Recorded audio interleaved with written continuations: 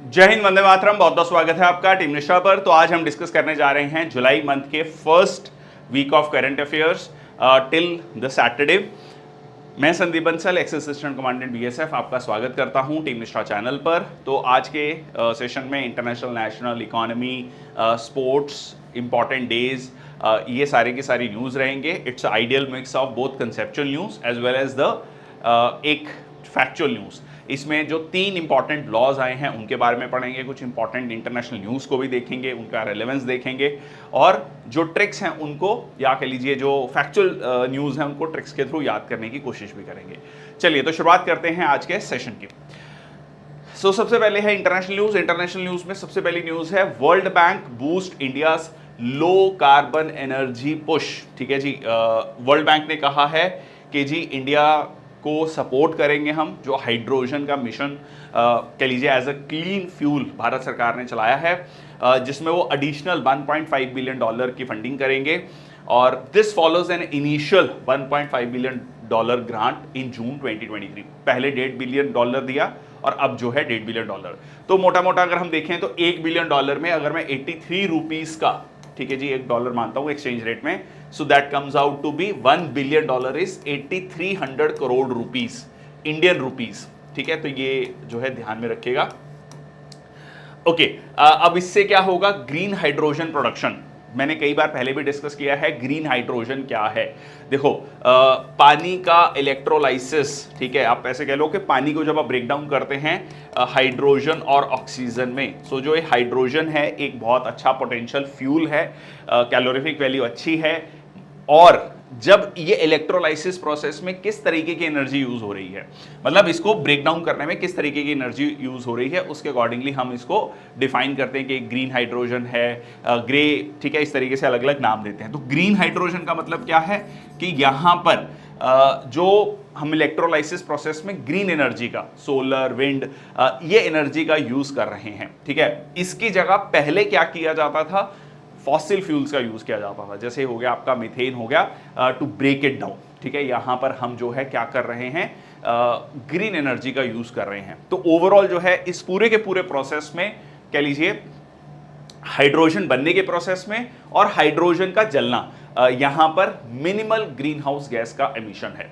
ठीक है जी, so this initiative aligns with the India's national green hydrogen mission और एनर्जी ट्रांजिशन टारगेट्स, जो कि भारत ने कहे हैं कि हम 2030 तक 500 गीगावाट जो है बिजली बनाएंगे। 1 गीगावाट में 1000 मेगावाट, तो लगभग हम सीधा सीधा कहें तो 5 लाख मेगावाट बिजली हम ग्रीन एनर्जी से बनाने वाले हैं बाय 2030, और 2070 तक हम नेट जीरो कार्बन मिशन जो है अचीव करने वाले हैं। इसमें एक टारगेट्स आपके पंचामृत टारगेट, 5 टारगेट्स हमने रखे हैं। और इंडिया अगर ग्लोबली देखें तो 4th है रिन्यूएबल एनर्जी इंस्टॉल्ड कैपेसिटी में। इसमें भी अगर आप देखें including large hydro, 4th in wind power and 5th in the solar power capacity. तो ये इंडिया के बहुत फेवर में है। देखो, पिछले लगभग हम 100 साल में अगर हम एनर्जी नीड्स की जब बात करते हैं तो इंडिया एक ऐसा देश रहा है, हमारे पास बहुत ज़्यादा क्रूड ऑयल नहीं है, हमारे पास कोई नेचुरल गैस नहीं है बहुत ज़्यादा, हमारे पास कोल है वो भी सफिशेंट नहीं है हमारी नीड्स के अकॉर्डिंग, और बहुत अच्छी क्वालिटी का कोल भी मिसिंग है। तो इन सारी चीज़ों में हम हमेशा नेट इंपोर्टर रहे हैं। अब कह लो कि दुनिया इस पर्टिकुलर मोड पे खड़ी है जहां पर हम बहुत ग्लोबल वार्मिंग, क्लाइमेट चेंज की बात कर रहे हैं, और इसी पर्टिकुलर टाइम पीरियड में ग्रीन एनर्जी की बात हो रही है, और उसमें भी सबसे ज्यादा बात हो रही है सोलर की और विंड की, जो कि इंडिया में प्रचुर मात्रा में है, भरपूर मात्रा में है। ठीक है, हम एक ट्रॉपिकल कंट्री हैं, और यहां पर आप कह सकते हैं यहां पर 2 बेनिफिट हैं जो बहुत बड़े हैं।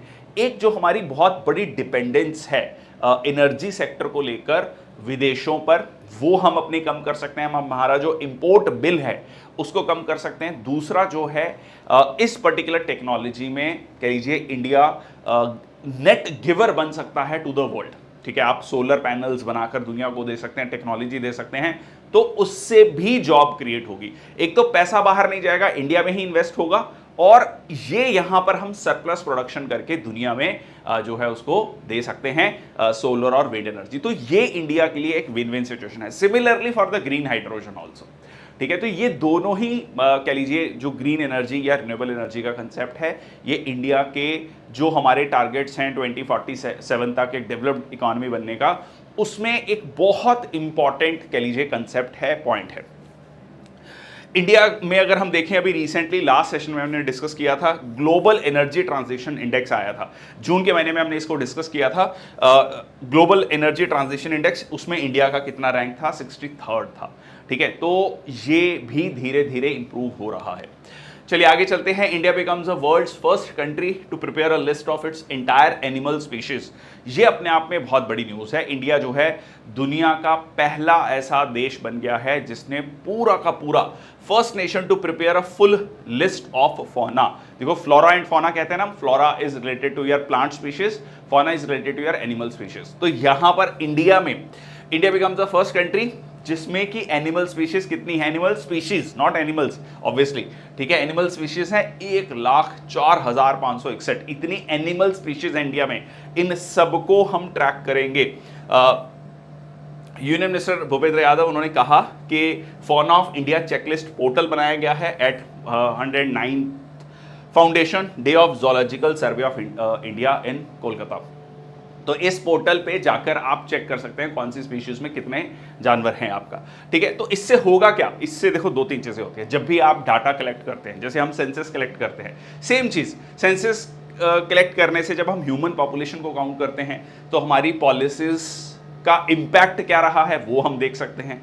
आगे के लिए पॉलिसीज को जो है बनाना आसान है। R&D कर सकते हैं, ठीक है, कैसे हम इसको प्रोटेक्ट करना है, खासकर फॉर एनिमल स्पीशीज। ठीक है, एनिमल स्पीशीज को हमें फ्यूचर में कहाँ पर कौन सा जो है थ्रेटेंड कैटेगरी में आता है, कौन सा वल्नरेबल है, कौन सा इंडेंजर्ड है, कौन सा क्रिटिकली इंडेंजर्ड है, और कैसे हमें उनको प्रोटेक्ट करना है, क्या मेजर्स लेने हैं। इसके अलावा R&D, ठीक है, research and development for other things also. ये सारी की सारी चीज़ें जो हैं बहुत बेहतर तरीके से हम कर पाएंगे और सारी स्पीशीज को हम ट्रैक कर पाएंगे। That is the important point. ठीक है जी, सो ये सारा पॉइंट जो है मैंने आपको बताया। नेक्स्ट आपका world's first brain implant to control the epileptic seizure works. ठीक है, तो यहां पर पहला ब्रेन इम्प्लांट किया गया एपिलेप्टिक सीजर्स को कंट्रोल करने के लिए। देखिए, एपिलेप्सी क्या होता है? देखो, एपिलेप्सी में ये होता है कि इस तरीके से आपको झटके, सिंपल भाषा में अगर हम कहें तो झटके महसूस होते हैं, सीजर्स महसूस होते हैं। So it can not be prevented being alert, taking some precautionary measures. ठीक है, इसमें हेड इंजरी ना हो, पेरीनेटाल केयर, बहुत सारी चीज़ें जो हैं इंश्योर की जाती हैं ताकि इस तरीके के झटके ना लगे। अब जो है यहाँ पर एक कह लीजिए एक टीनेजर है, यहाँ पर आप ये इस टीनेजर को देख सकते हैं जिसका नाम है Oran Knowlson, is the first person globally to receive a brain implant, ठीक है, to control the epileptic seizures. ठीक है, तो ये एक मतलब एक ट्रायल है कह लीजिए। इस डिवाइस में क्या यूज किया गया? Deep brain stimulation. ठीक है, डीप ब्रेन स्टिमुलेशन जो कि यूज की जाती है पार्किंसन डिजीज, जिसमें भूलने की बीमारी रहती है, and for other neurological conditions also. अब इससे हुआ क्या है? ये जो टीनेजर है, इसकी जो डे टाइम सीजर्स हैं, मतलब जो झटके लगने हैं, वो 80% तक कम हो गए हैं। ठीक है जी, so the neuro stimulator sends constant electrical impulses to block abnormal seizure signals. तो ये जो न्यूरो ट्रांसमीटर है, स्टिमुलेटर है, ये रेगुलर सिग्नल्स भेजता है, इलेक्ट्रिकल इंपल्सेस भेजता है, ताकि इस तरीके के जो सीजर सिग्नल्स हैं, सीजर्स हैं, उनको कंट्रोल किया जा सके। इसको सर्जिकली इम्प्लांट किया गया है स्कल में, anchored with screws literally. Activated after Knowlson's recovery, can be recharged wirelessly. इसको वायरलेसली रिचार्ज किया जा सकता है। कंडीशन जैसे मैंने आपको अभी बताया, बहुत रेकरिंग, इसमें बार बार जो है सीजर्स होते हैं, सीज अ पर्सन, एक जर्किंग जो झटका जो है महसूस होता है of arms and legs, temporary confusion, steering spells, ये सारी चीज़ें यहाँ पर देखने को मिलती हैं। नेक्स्ट आता है hurricane beryl has made land fall with floods in the Barbados. ये अभी रिसेंटली जहाँ पर वर्ल्ड का फाइनल हुआ और इवन इंडियन क्रिकेट टीम भी जो है वो फाइनल के बाद वहां से इमीडिएटली नहीं आ पाई क्योंकि इतनी तेज बारिश हुई लिटरली वहां पर हरिकेन। अब ये हरिकेन वर्ड क्यों यूज किया गया है? हम तो साइक्लोन वर्ड यूज करते हैं, ठीक है जी, ट्रॉपिकल साइक्लोन या सिंपली साइक्लोन। तो ये जो है आपके अलग अलग नाम है, ठीक है। हरिकेन बोला जाता है जो आपका पैसिफिक ओशन या फिर जो सेंट्रल अमेरिका कंट्रीज हैं, ठीक है, यूएस में जो है हरिकेन। विली विली बोला जाता है ऑस्ट्रेलिया वाले रीजन में। टाइफून बोला जाता है आपका साउथ चाइना से या कह लीजिए चाइना में। और हमारे यहाँ पर इंडियन ओशन में क्या बोला जाता है? साइक्लोन बोला जाता है। तो ये अलग अलग नाम है ट्रॉपिकल साइक्लोन्स के। तो यहाँ पर बारबाडोस में hurricane Beryl has made landfall, so it has causing floods in the Barbados, Saint Vincent, ठीक है जी, जो जिसको हम वेस्ट इंडीज में, कई सारे देश हैं, वेस्ट इंडीज एक देश नहीं है, ये ध्यान रखना, ठीक है। तो ये warm ocean water, same conditions थी यहाँ पर भी, जैसे इंडिया में हमने अभी रिसेंटली कह लीजिए साइक्लोन देखा, ठीक है, बंगाल वाले रीजन में, तो वैसे ही वार्म ओशन करंट और ह्यूमिड मॉइस्ट एयर, ठीक है। तो ये स्टैंडर्ड कंडीशंस हैं। Warm sea water evaporates, heat energy release हुई, that started getting stacked up और स्ट्रेंथनिंग द स्ट्रॉन्ग विंड्स, ठीक है जी। फिर इवेंचुअली जो है वो कोस्ट पे टकराता है। अब यहाँ पर आपका आता है ट्रेड विंड्स का रूल भी, ठीक है, ट्रेड विंड्स का रूल भी आता है। Hurricanes can't strengthen and will eventually die, but इसकी वजह से वहाँ पर बहुत तेज हवाएं चली, ठीक है, as high as 119 kilometre per hour of the winds, ठीक है जी। और टाइफून्स कहाँ पर हैं, साइक्लोन्स कहाँ पर बोले जाते हैं, ये मैंने आपको ऑलरेडी बता दिया है। हाँ, ये देख लीजिए, ये हरिकेन्स, साइक्लोन्स, यहाँ पर विली विलीज बोला जाता है ऑस्ट्रेलिया में, और ये हो गया टाइफून्स। नेक्स्ट आपका India's study partner in green growth, ठीक है, इंडिया एंड फ्रांस। फ्रांस जो है, देखो, COP 15 के बाद जो पेरिस में हुई थी, जिसको हम पेरिस क्लाइमेट डील भी कहते हैं, उसके बाद इंडिया और फ्रांस ने ही जो है कंसेप्ट दिया आपका सोलर एनर्जी को यूज करने का, ठीक है जी, सोलर एनर्जी को यूज करने का हमने कंसेप्ट दिया कि किस तरीके से जो ट्रॉपिकल कह लीजिए ट्रॉपिक ऑफ कैंसर और ट्रॉपिक ऑफ कैप्रिकन के बीच जो देश आते हैं वो मिलकर सोलर एनर्जी को यूज कर सकते हैं। So president of France and prime minister elevated the partnership for the planet, a key pillar for India French horizon 2047 road map. इसमें दो तीन चीजें हैं जो बहुत इंपॉर्टेंट है। देखो, फ्रांस जो है ना, अगर आप फ्रांस को देखोगे वेस्टर्न नेशंस में, इंटरनेशनल सोलर अलायंस की हमने जो बात करी है उसमें फ्रांस एक बहुत इंपॉर्टेंट पार्टनर है। फ्रांस रिसेंटली, खासकर जब यूएसएसआर का डिसइंटीग्रेशन हुआ 1991 में, कह लो पिछले 33 सालों में, जब हमने अपनी डिफेंस सप्लाईज जो कि रशिया से, यूएसएसआर के बाद रशिया से आनी बंद हो गई, बंद नहीं हुई एग्जैक्टली, कम हो गई, तब हमने अपनी डिफेंस सप्लाईज को थोड़ा डाइवर्सिफाई किया। तो हमें जो डिफेंस सप्लाईज कहाँ से मिली? हमें मिली यूएस से, फ्रांस से और इजराइल से मेनली, ठीक है। आज भी खैर अगर हम देखें तो अराउंड 60% हमारे डिफेंस इक्विपमेंट रशिया के ही हैं, बट धीरे धीरे ऑफ लेट हमने इसको काफ़ी डाइवर्सिफाई किया है। अच्छा, अब इसके अलावा एनर्जी की बात हो गई, और इसके अलावा जो है अगर हम बात करें तो जो यूके है, यूएस है, ऑस्ट्रेलिया है, कनाडा है, न्यूजीलैंड है, जिनको एंग्लो सैक्सन कंट्रीज भी कहा जाता है, वो एक अलग एक्सेस है। फ्रांस कहीं ना कहीं थोड़ा अलग चलता है, अगर मतलब उसकी फॉरेन पॉलिसी देखोगे, that is not very much like aligned with the US, though it is a partner of US, but they try to follow their own foreign policy. अब यहां पर फ्रांस जो है एक बहुत इंपॉर्टेंट पार्टनर आता है हमारे लिए, energy security, not just energy security overall, ठीक है, security and sovereignty for the planet. तो यहां पर हम प्लैनेट की जब बात कर रहे हैं तो ग्लोबल वार्मिंग, क्लाइमेट चेंज की बात कर रहे हैं, partnership for the people. So 25th anniversary थी इंडिया फ्रांस स्ट्रेटेजिक पार्टनरशिप की। It is not just partnership, strategic partnership होता है कि ये दोनों देश जो हैं एक more of higher of partnership की बात करते हैं, ठीक है। It is not just a normal partnership. Pillars, इसमें कुछ और भी क्राइटेरियाज होते हैं। खैर आज के समय पर स्ट्रेटेजिक पार्टनरशिप वर्ड भी जो थोड़ा डाइल्यूट हो चुका है, डाइल्यूट क्यों हो चुका है? क्योंकि बहुत सारे देशों के साथ हमारी स्ट्रेटेजिक पार्टनरशिप है, तो ये भी एक बड़ा कन्वीनियंट वर्ड हो गया है। कई एक्सपर्ट्स, जियोपॉलिटिकल एक्सपर्ट्स कहते हैं कि बहुत सारे देशों के साथ आप ये वर्ड यूज करते हो स्ट्रेटेजिक पार्टनरशिप, तो ये अपनी थोड़ी सी रेलेवेंस लूज कर चुका है। एनीवेज, सो इंडो फ्रेंच हॉरिजन 2047 में ये तीन चीजें कही गई हैं। इसके अलावा ये कहा गया कि जो इन्वायरमेंट जो प्रोटेक्शन प्रोजेक्ट्स हैं, ठीक है। 4 environment protection projects, increasing forest cover in Rajasthan, इसमें सपोर्ट कर रहा है to support wild life and local livelihoods, improve sanitation in small towns of Himachal Pradesh. इसके अलावा solid waste management in 18 cities under CITIIS project. अब ये क्या है CI? सो इसका है city investments to innovate, integrate and sustain, ठीक है। तो कहीं ना कहीं सस्टेनेबल सिटीज को डेवलप करना। Dispersing a green credit line with the state Bank of India for electric buses and energy efficient housing. तो ये एक कह लीजिए इंडिया और फ्रांस की पार्टनरशिप आप सीधा सीधा देख सकते हैं कि इन्वायरमेंट फील्ड में किस तरीके से हम दोनों मिलकर काम कर रहे हैं। It is not just international solar alliance जिसका हेडक्वार्टर गुरुग्राम में है, it is much beyond that. Next आता है India chairs the first meeting as the chair of Colombo process, ठीक है जी। कोलंबो प्रोसेस की पहली बार जो है मीटिंग को हेड किया। So chair of Colombo process at the permanent representative level meeting in Geneva. इसमें 12 कंट्रीज आती हैं फ्रॉम द एशिया। देखो ये वो 12 देश हैं जैसे India, Pakistan, Bangladesh, Sri Lanka, even China also. ये वो देश हैं जो कि जहां से बड़े स्तर पर जो माइग्रेंट वर्कर्स हैं वो वेस्ट एशिया में, यूरोप में, नॉर्थ अमेरिका में, ऑस्ट्रेलिया में जाकर काम करते हैं। अगर डाटा उठाएंगे यूरोप में वर्कर्स कहाँ से जा रहे हैं तो मेजॉरिटी वर्कर्स कहाँ से मिलेंगे? चाइना से, इंडिया से। उसके बाद आप देखेंगे पाकिस्तान, बांग्लादेश। तो ये वो देश हैं जो मेजॉरिटी कंस्टिट्यूट करते हैं for the migrant workers in the other countries, क्योंकि यहाँ पर काफ़ी ज़्यादा सरप्लस पॉपुलेशन है। Serve as a platform for the consultation on, अब यहाँ पर हमने एक ग्रुप बना लिया है, ठीक है, ताकि हमारे जो इंटरेस्ट है वहाँ पर प्रोटेक्ट हो, हमारे वर्कर्स के इंटरेस्ट प्रोटेक्ट हो। So serve as a platform for consultation on for overseas employment and contractual labour management, मतलब ताकि वहाँ पर जाकर उनका किसी भी तरीके से शोषण ना हो, कोई एक्सप्लॉयटेशन ना हो।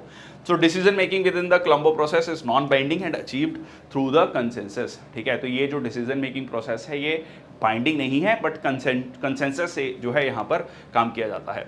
कोऑर्डिनेशन जो है मैनेज की जाती है permanent missions of the member states UN में, जिनीवा में, और इंडिया जो है मेंबर है कोलंबो प्रोसेस का सिंस इट्स एस्टेब्लिशमेंट इन 2003। मई 2024 में India assumed the chairmanship of Colombo process for the first time since its inception.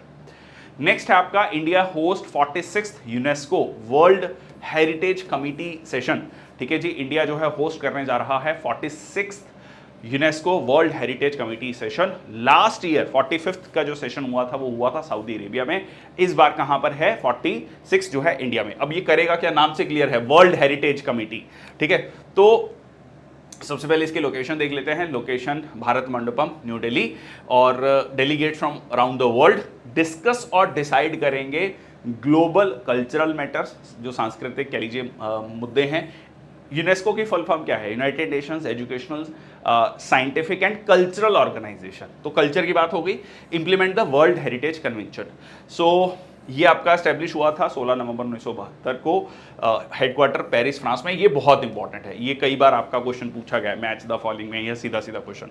Representatives जो हैं 21 स्टेट पार्टीज जो इलेक्ट किए गए हैं यूनेस्को के जनरल असेंबली के द्वारा, वो इसमें पार्टिसिपेट करेंगे। लास्ट सेशन हुआ था रियाद, सऊदी अरेबिया में। इसके अलावा जो हेरिटेज कह लीजिए वर्ल्ड हेरिटेज कन्वेंशन है, formally known as convention concerning the protection of world cultural and natural heritage. Basically जो हम कहते हैं ना कि ये यूनेस्को वर्ल्ड हेरिटेज साइट है, ठीक है, तो ये जो है यही कन्वेंशन तय करती है, ठीक है जी। ओके, सो हेडक्वार्टर की बात कर ली। सो चलो आगे चलते हैं। Protection of world cultural natural heritage. Next आता है 24th Shanghai cooperation organisation summit. बहुत इंपॉर्टेंट है क्योंकि इसमें एक बहुत इंपॉर्टेंट कह लीजिए डिसीजन लिया गया है। इसमें जो है ऐड किया गया है किसको? इसमें ऐड किया गया है आपका बेलारूस को, ठीक है। Belarus become the 10th member state of the SCO और adopted and approved 25 strategic agreements. देखो शंघाई कॉपरेशन ऑर्गेनाइजेशन जो है, अगर हम इनिशियली इसकी बात करें तो ये शुरू हुआ था आपका 1996 में, सबसे पहले शंघाई 5 के रूप में, ठीक है, जिसमें चाइना, रशिया, कजाकिस्तान, किर्गिस्तान और कजाकिस्तान थे। तो ये कजाकिस्तान, किर्गिस्तान और कजाकिस्तान कौन है? जो रशिया USSR का पार्ट थे। तो कहीं ना कहीं जब 1991 में USSR का डिसइंटीग्रेशन हुआ तो चाइना और रशिया ने एक कह लीजिए एंटी वेस्ट, कहीं ना कहीं जो एक एंटी वेस्ट, या फिर कह लो कि चाइना और रशिया के जो मूलतः जो स्टार्ट हुए थे कम्युनिस्ट कंट्रीज के रूप में, उनके इंटरेस्ट को प्रोटेक्ट किया जा सके, तो उन्होंने एक ग्रुपिंग बनाई। क्योंकि ओवरऑल अगर आप देखेंगे तो मीडिया में, ठीक है, जियोपॉलिटिक्स में जो नरेटिव है वो वेस्ट का चलता है, ठीक है, वेस्ट जो कहता है वो कहीं ना कहीं पूरी दुनिया में उसको लेकर चर्चा होती है, तो उसके काउंटर में जो एक व्यू पॉइंट रखना, एक नरेटिव रखना, वो यहां पर ये काम करता है। अच्छा, अब इवेंचुअली एससीओ जो है इवॉल्व होता है, शंघाई कोऑपरेशन ऑर्गेनाइजेशन बनती है जून 15, 2001 में, ठीक है, with addition of Uzbekistan as a 6th member. फिर इवेंचुअली इसमें इंडिया, पाकिस्तान, ईरान जो है ऐड होते हैं, और अब लेटेस्ट जो है इसमें बेलारूस ऐड हुआ है। अब बात कर लेते हैं अभी की क्या सिचुएशन है। अभी हमने इसमें 25 strategic agreement, energy, security, trade, finance, information security, इन पे बात करी। इसके अलावा जो है डेवलपमेंट स्ट्रेटजी की बात की गई 2035 तक, लगभग अगले 10-12 साल तक। इंक्लूड्स, अब इसमें क्या कहा गया कि टेररिज्म को कॉम्बैट करना है, separatism, extremism, anti drug strategy, energy cooperation, economic development. तो यहाँ पर इन सारी चीज़ों की बात की गई कि 2035 तक हमें ड्रग्स को कंट्रोल करना है, ठीक है, ट्रेड को बढ़ाना है, टेररिज्म को कंट्रोल करना है। बायलेटरल मीटिंग, अब इसमें इंडिया के जो एक्सटर्नल अफेयर्स मिनिस्टर हैं डॉक्टर एस जयशंकर, उन्होंने पार्टिसिपेट किया। He met with the Belarusian counterpart also, और इसके अलावा जो है वो चाइनीज फॉरेन मिनिस्टर के साथ भी मिले, और चाइनीज फॉरेन मिनिस्टर के साथ एक इंपॉर्टेंट बात हुई। दोनों ने ये कहा कि हमें लाइन ऑफ एक्चुअल कंट्रोल पे डिसएंगेज करने की जरूरत है, मतलब यहां पर हमें कोशिश करनी चाहिए, क्योंकि सिंस गलवान क्लैशेस दोनों ही फोर्सेस वहां पर खड़ी हैं, दोनों देशों की फोर्सेस, और दोनों को ही इससे नुकसान हो रहा है। तो कहीं ना कहीं एक टॉक्स जो है रेगुलर होनी चाहिए और डिसएंगेज करने की जरूरत है from the both the sides. इसके अलावा मेक इन इंडिया की जो है इंडिया ने बात करी कि एक मेक इन इंडिया जो है ग्लोबल इकोनॉमिक ग्रोथ का इंजन बन सकता है। ग्लोबल पार्टनरशिप की बात की, हमने कहा कि ओपननेस होनी चाहिए to partner with nations, particularly in the global south for capacity building. तो इंडिया हमेशा से ग्लोबल साउथ की बात करता आया है। इंडिया ने डायरेक्ट इशारा नहीं किया, डायरेक्ट ऑब्वियसली पाकिस्तान का नाम नहीं लिया, बट ये भी कहा कि ग्लोबल आइसोलेशन होनी चाहिए उन कंट्रीज की हार्बरिंग टेररिस्ट एंड एम्फेसाइज एससीओ's role in cross border terrorism, ठीक है, एससीओ का रोल होना चाहिए, क्योंकि वहां पर चाइना भी है जो कहीं ना कहीं आज के समय पर पाकिस्तान को पूरा कह लीजिए प्रोटेक्ट करता है, संरक्षण देता है, इकोनॉमिकली, जियोपॉलिटिकली, यूनाइटेड नेशंस के रेजोल्यूशंस में। तो ये सारी चीजें जो है कहीं ना कहीं इंडिया अपना मैसेज भी दे रहा था कि it is very very important. Regional anti terrorism structure, जिसको रैट्स कहा गया, ये बहुत इंपॉर्टेंट है यहां पर, क्योंकि इसको लेकर जो है मिलिट्री एक्सरसाइजेस भी होती हैं, ठीक है। Enhanced cooperation with in the SCO framework focusing on defence and security issues.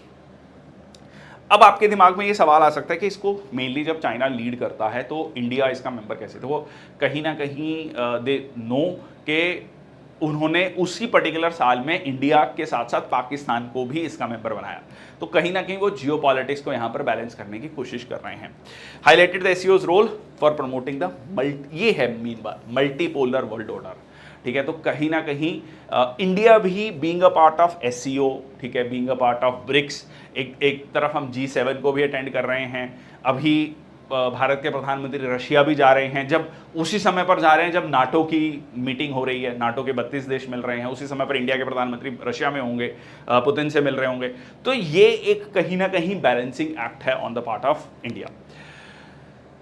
चलो, तो ये हो गया आपका Afghanistan and Mongolia hold observer status with in the SCO framework. और एससीओ के जो कंट्रीज हैं इनकी एक ट्रिक है याद करने के लिए, जो 10 देश हैं। पहले मैंने इसकी ट्रिक बनाई थी, आई पिक तुर्कमेनिस्तान, ठीक है, आई पिक तुर्कमेनिस्तान। अब बेलारूस ऐड हो गया है तो आई बी पिक तुर्कमेनिस्तान, ठीक है, तो साउंड्स गुड, ठीक है, बिल्कुल सही बैठ रहा है। सो आई बी पिक तुर्कमेनिस्तान। तो आई से क्या हो गया? इंडिया, बेलारूस, पिक से हो गया, पी से पाकिस्तान, आई से ईरान, सी से चाइना, के से Kazakhstan.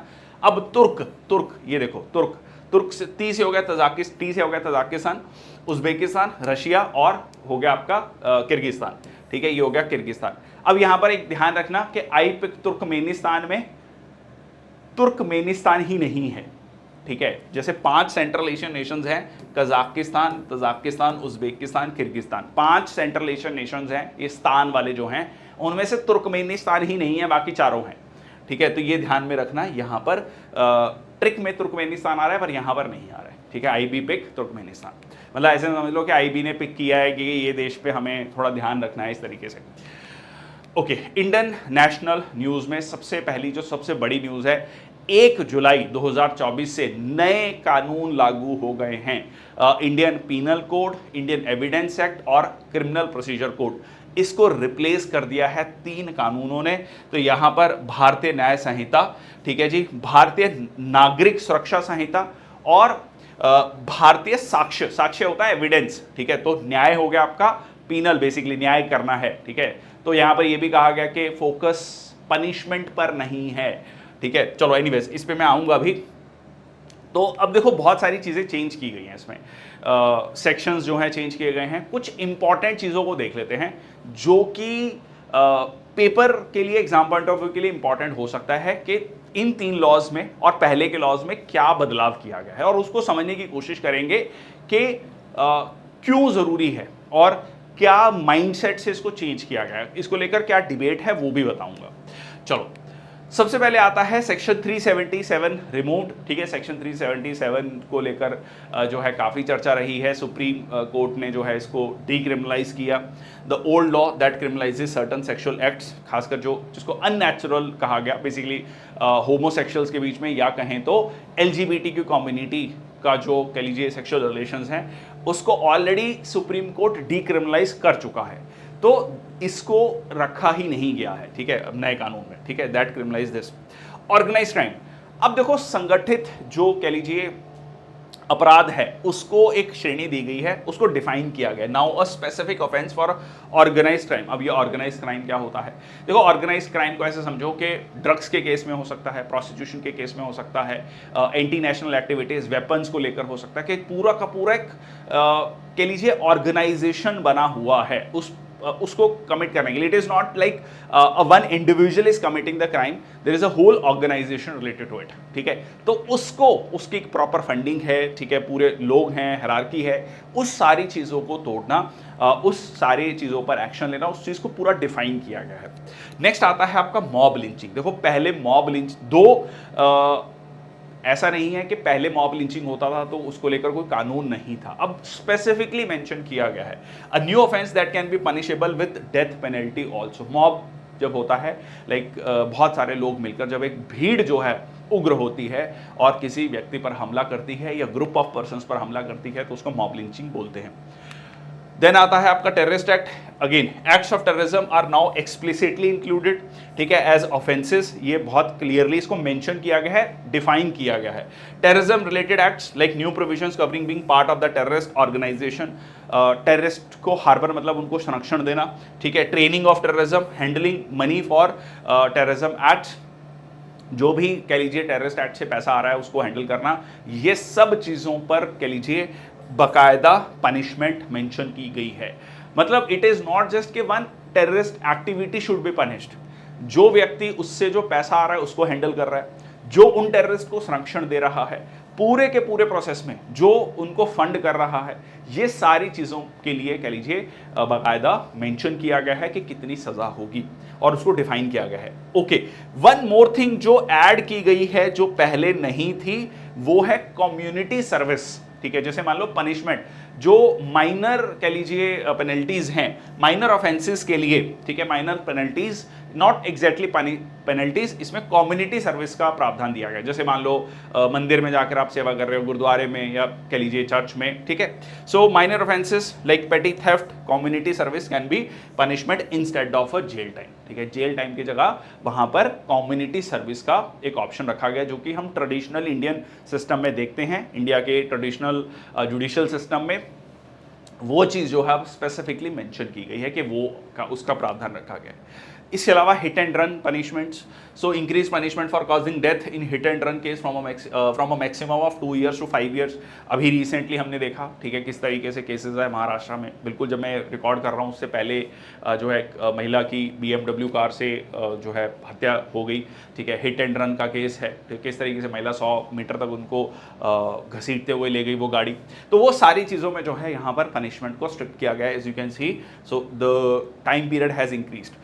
Treason instead of sedition, ये एक बहुत इंपॉर्टेंट है। देखो ये क्या होता है, एक दो टर्म्स आती हैं, एक आता है राजद्रोह, एक आता है राष्ट्रद्रोह। ठीक है, पहले जो वर्ड यूज किया गया था वो सेडिशन वर्ड यूज किया गया था। ठीक है, सेडिशन था कि आप सरकार के खिलाफ बोल रहे हो, राजद्रोह सरकार के खिलाफ कुछ गलत बोल रहे हो तो आप पे जो है सेडिशन का चार्ज लगता है। अब ये कहा गया कि इन द मॉडर्न सोसाइटी जब हम freedom of speech and expression की बात करते हैं तो उसमें एक इनहेरेंट राइट है आपका to protest also, to peacefully protest also. ठीक है, और आप जो है अगर कह लीजिए संविधान के दायरे में रहकर आर्टिकल 19(2) का वायलेशन नहीं कर रहे हैं और सरकार को क्रिटिसाइज कर रहे हैं, वो सेडिशन नहीं होगा। सरकार की पॉलिसीज का विरोध कर रहे हैं, वो सेडिशन नहीं होना चाहिए। ऐसा बहुत बार कहा भी गया है, बहुत सारे एक्सपर्ट्स ने, बहुत सारी कमिटीज में कहा गया कि सेडिशन जो है हटा देना चाहिए, तो हटा दिया गया है। उसकी जगह लाया गया है ट्रेजन, ये है राष्ट्रद्रोह। ठीक है, अगर आप देश के खिलाफ बोलते हैं, ठीक है, सरकार के खिलाफ बोल सकते हैं, so offences of sedition has been replaced with the treason targeting acts that endanger national integrity. अगर राष्ट्रीय एकता को चोट पहुंचा रहे हैं वो जो है आपका अगेन, अब इसको भी जो कुछ एक्सपर्ट्स हैं उनका ये कहना है कि लाइक मतलब शब्दों का हेर फेर है, बहुत सारे लोगों का कहना है। अब इसको इंटरप्रेट कैसे किया जाएगा कि what comes in the national integrity. ठीक है, तो इस चीज को again it is loosely interpreted, it is like on the executive to interpret, prosecution to interpret, then the judicial system also.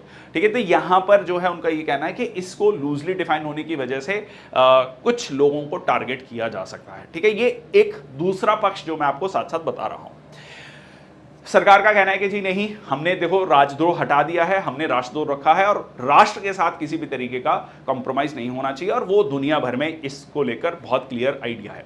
Next आता है थेफ्ट इंक्लूड्स डिजिटल आइटम्स। ठीक है जी, अब ये चीज पहले नहीं थी, डिजिटल ही नहीं था तो डिजिटल आइटम्स कहां से होंगी, तो ये चीज आ गई है। Definition of theft now includes data theft and identity theft also. ठीक है, ये सारी चीजें मेंशन हो गई हैं। Okay, medical negligence, specific provisions have been added to address the medical negligence. मान लीजिए आजकल बहुत सारे केसेस आते हैं मेडिकल नेग्लिजेंस के, किसकी वजह से, मेडिकल नेग्लिजेंस की वजह से किसी व्यक्ति की जान चली गई है। ठीक है, तो उस केस में जो है स्पेसिफिक प्रोविजंस रखे गए हैं। Economic offences, the term economic offences is now specifically defined. और इकोनॉमिक ऑफेंसेस में क्या चीजें आएंगी, दो कंपनीज एक्ट है आपका, ठीक है जी, prevention of money laundering act है, बट यहां पर भी स्पेसिफिकली मेंशन किया गया है। उसके बाद clause 69, it criminalises sexual intercourse under the deceitful means. ठीक है, could face imprisonment up to 10 years accompanied by the fines. अब ये क्या है, बेसिकली शादी का भरोसा देकर, ठीक है, सेक्सुअल रिलेशंस बनाना और बाद में जो है उससे वापस हट जाना, इस केस में जो है मतलब गलत तरीके से अपनी आइडेंटिटी को छुपाना। ठीक है, तो यहां पर भी सरकार का ये कहना है कि ऑब्वियसली, ठीक है, कि ये कुछ लोगों का जो इसके अगेंस्ट में बोल रहे हैं वो कह रहे हैं कि नहीं जी, ये किसी पर्टिकुलर कम्युनिटी को ध्यान में रखते हुए आप ये कर रहे हैं। ठीक है, ये पर्टिकुलर सरकार का ये कहना है, ये एक्सपर्ट्स का कुछ कहना है कि भाई इसमें कहीं पर भी कोई भी कम्युनिटी की बात नहीं की गई है। It is simply says, it is very neutral provision कि इस तरीके के जो केसेस हैं वो काफ़ी बड़े हैं रिसेंट टाइम्स में, और किस तरीके से आइडेंटिटी छुपाकर जो है यहाँ पर रिलेशंस बनाए जाते हैं और उसके बाद जो है छोड़ दिया जाता है, तो वो सारी चीज़ें ना हो, उसको लेकर जो है ये प्रावधान एंटर किया गया है। ठीक है जी, नेक्स्ट आता है, देखो मेरा आइडिया ये है आपको दोनों पक्षों का आइडिया देना, दोनों व्यू पॉइंट क्या है, इसको लेकर इसका सरकार का पक्ष या इसके फेवर में बोलें, जो एक्सपर्ट्स हैं वो क्या कह रहे हैं और इसके अगेंस्ट में क्या पॉइंट्स आ रहे हैं। Clause 103 categorises murder on the ground of race, caste और community as a distinct offence. ठीक है, तो यहाँ पर बाकायदा जो मर्डर है ऑन द बेसिस ऑफ कि नस्ल के आधार पर किसी का कह लीजिए कत्ल हो रहा है, या जाति के आधार पर या कम्युनिटी के आधार पर, उसको भी एक डिस्टिंक्ट ऑफेंस में रखा गया है। तो ये है आपका, ठीक है जी, भारतीय न्याय संहिता में 356 सेक्शंस हैं अगर आप देखेंगे, और instead of 511 sections in IPC, Indian evidence act, साक्ष्य का मतलब होता है एविडेंस ओनली। ठीक है, तो यहाँ पर जो है 170 सेक्शंस इंस्टेड ऑफ 167 सेक्शंस। तो ये काफ़ी डिटेल में चीज़ें जो है, जो इंपॉर्टेंट पॉइंट्स थे वो मैंने आपसे डिस्कस कर लिए, जो कि इनमें बदलाव किए गए हैं।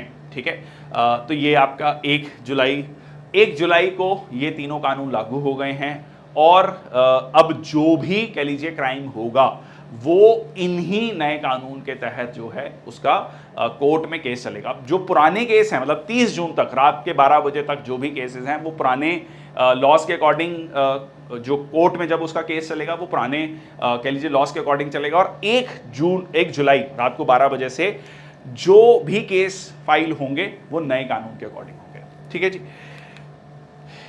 ठीक है। ये मैंने आपको ऑलरेडी बता दिया, प्रॉमिस टू मैरी वाला, ठीक है, mob lynching, organise crime, terrorism, attempt to suicide, ये सारी चीज़ें डिफाइन की गई हैं। ठीक है, सेक्शन 377 हटा दिया, अडल्ट्री हटा दिया, ठीक है, ठगी का जो सेक्शन है वो हटा दिया। ठीक है जी, fake notable changes, fake news add किया गया है, सिडिशन को हटा दिया गया है, ट्रेजन ऐड किया गया है, मैंडेटरी मिनिमम सेंटेंसेस भी कई जगह मेंशन की गई हैं। पब्लिक प्रॉपर्टी को डैमेज करते हैं, कई बार देखा है मॉब आती है, ठीक है जी, कह लीजिए बस को जला दिया, ट्रेन को जला दिया, तो इस तरीके की जो पब्लिक प्रॉपर्टी है उसको नुकसान पहुंचाया जाता है, उसको भी मेंशन किया गया है। ठीक है, अब क्यों ज़रूरत है नए बिल्स की? कॉलोनियल लेगेसी थी भाई, हम 1860, कई बार लोग पूछते थे कि भाई 1860 का कानून आज तक भी चल रहा है, क्यों बदलाव नहीं होना चाहिए? बहुत सारी चीज़ें समय के साथ साथ बहुत सारी चीज़ें चेंज हो चुकी हैं, हम आज़ाद हो चुके हैं, 75 साल हो चुके हैं। उसके बाद टेक्नोलॉजी, ठीक है, advances in technology, simplification and streamlining होनी चाहिए।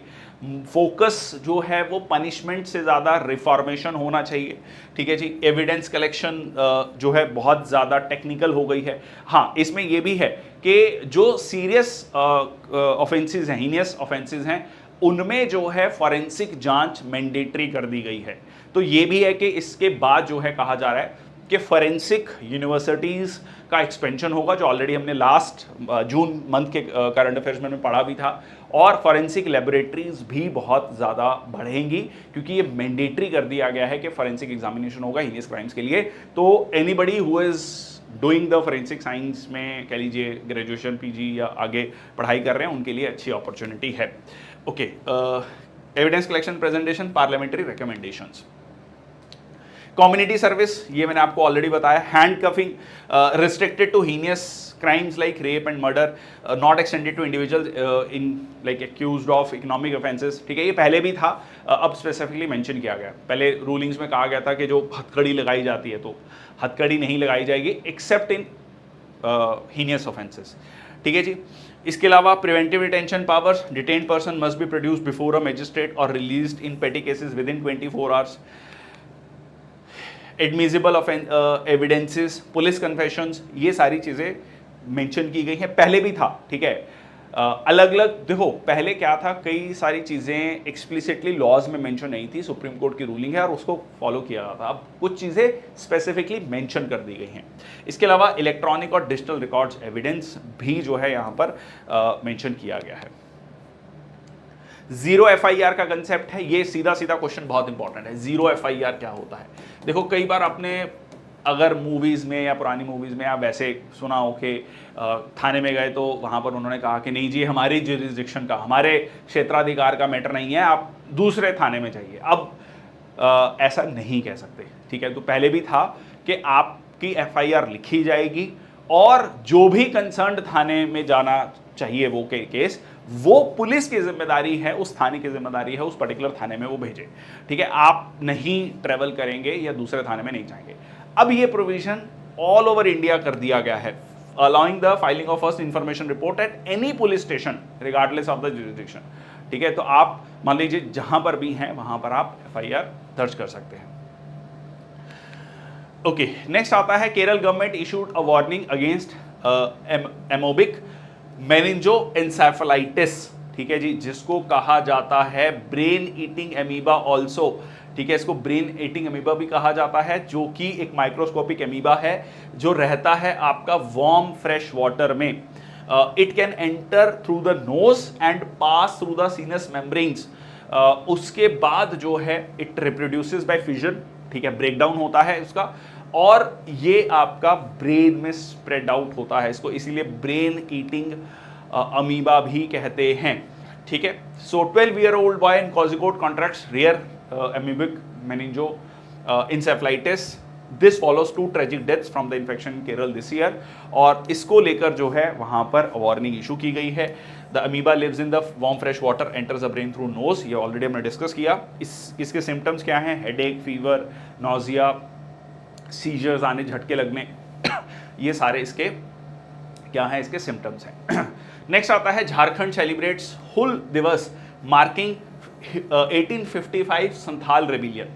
ठीक है, अभी रिसेंटली झारखंड के जो मुख्यमंत्री थे हेमंत सोरेन, जो कि जेल से छूटे, उनको बेल मिली और फिर दोबारा से उन्होंने मुख्यमंत्री की शपथ ली है। उनकी शपथ का जो कह लीजिए न्यूज़पेपर में ऐड आया, या मतलब जो उनकी पार्टी है झारखंड मुक्ति मोर्चा, उन्होंने भी जय हुल करके नारा दिया। ठीक है, तो ये थोड़ा सा इंपॉर्टेंट भी है। और ये इंपॉर्टेंट क्यों है, क्यों नारा दिया, किससे रिलेट कर रहे हैं, ये यहां से रिलेट हो रहा है। ठीक है, ये बेसिकली 1855 में 1857 का जो रिवोल्ट था उससे जस्ट 2 साल पहले सिद्धू एंड कान्हो, ठीक है, सिद्धू एंड कान्हो जो ट्राइबल लीडर्स हैं, उन्होंने अंग्रेज सरकार के खिलाफ मोर्चा खोला। ठीक है, उसको हुल दिवस के रूप में मनाया जाता है। जून 30 को observed as a Hul Diwas in Jharkhand commemorating the 1855 Santhal rebellion. Santhal Hul was an early peasant uprising against the British imperialism. So the revolt was led by brothers Siddo and Kano, Chand and Bhairav Murmu, along with the sisters Fulo and Jano. तो यहाँ पर संथाल जो हैं उन्होंने उस समय पर upper caste, जमींदार, दरोगास, मतलब कुल मिला के जो उनका एक्सप्लॉयटेशन कर रहा है, जो उनको लग रहा है कि हाँ अंग्रेजों के साथ खड़े हैं, जो भी ब्रिटिशर्स के साथ खड़े हैं, जो भी एक्सप्लॉयटेशन कर रहे हैं, उनके खिलाफ उन्होंने मोर्चा खोला। The rebellion aim to protect the Santhals economic, cultural and religious life. 1832 में देखो इसकी भी पूरी कहानी है। 1820s 30s में जो है संथाल जो ट्राइब है उसको सेटल किया जाता है झारखंड में, जो प्रेजेंट डे झारखंड है। द रीजन वाज कि जंगल का एरिया है, उसको काट कर वहां पर खेती की जाएगी। अब क्यों अंग्रेज सरकार खेती कराना चाहती है? The simple reason is taxation. ठीक है, कि जितना ज़्यादा एरिया में एग्रीकल्चर होगा उतना ज़्यादा उनको रेवेन्यू आएगा, उतना ज़्यादा वो इंडिया में एक्सपेंशन कर पाएंगे। ठीक है, उतना वो अपने साम्राज्य को स्ट्रॉन्ग कर पाएंगे। अब यहाँ पर जो है बट इवेंचुअली क्या हुआ, अब अंग्रेज़ों की कह लीजिए उन्होंने सेटल किया, उनको नीयत खराब होने लगी, उनको लगा और ज़्यादा टैक्सेशन हम यहाँ पर वसूलें, तो यहाँ पर एक रिएक्शनरी पॉलिसी आता है। अब वो क्या करते हैं, इस एरियाज़ में जो है बहुत सारे आउटसाइडर्स को भी सेटल डाउन करना शुरू करते हैं। जो कह लीजिए प्लेन इलाके के लोग हैं, जो नॉन ट्राइबल्स हैं, उनको सेटल डाउन करना शुरू करते हैं। तो यहाँ पर tribals started feeling threatened and because of the can say the taxation policies of the Britishers, they started revolting against the Britishers. ठीक है, so 1832 the area was designated as Santhal Pargana. और दामिने को सीधा क्वेश्चन हिस्ट्री का कई बार पूछा गया है अलग अलग एग्जाम में, यूपीएससी एग्जाम्स में, दामिने को presented in the present day Jharkhand. Next आता है नीति आयोग लॉन्चेस संपूर्णता अभियान ड्राइव टुवर्ड्स हॉलिस्टिक डेवलपमेंट। देखो संपूर्णता का मतलब ही होता है हॉलिस्टिक, तो संपूर्णता अभियान शुरू किया गया है नीति आयोग के द्वारा टू अचीव सैचुरेशन इन 12 की social sector indicators, 500 aspirational blocks and 112 aspirational districts. तो देखो एस्पिरेशनल डिस्ट्रिक्ट्स का पहले एक वर्ड यूज किया जाता था बैकवर्ड रीजन। ठीक है, पिछड़ा इलाका। ठीक है, कि ये हमारे राज्य का या हमारे देश का पिछड़ा इलाका है, पिछले डिस्ट्रिक्ट्स हैं। अब यहाँ पर वो वर्ड, क्योंकि अब नाम से ही थोड़ा सा क्या है, नेगेटिव कॉनोटेशन है, पिछड़ा बैकवर्ड रीजन, अब उसको नाम क्या दिया गया, एस्पिरेशनल डिस्ट्रिक्ट्स, कि यहाँ पर कुछ इंडिकेटर्स में हम बहुत पीछे रह गए हैं, यहाँ पर हमारी एस्पिरेशन है, हमें इसको इंप्रूव करना है। ठीक है, तो सबसे पहले तो माइंडसेट को चेंज करना।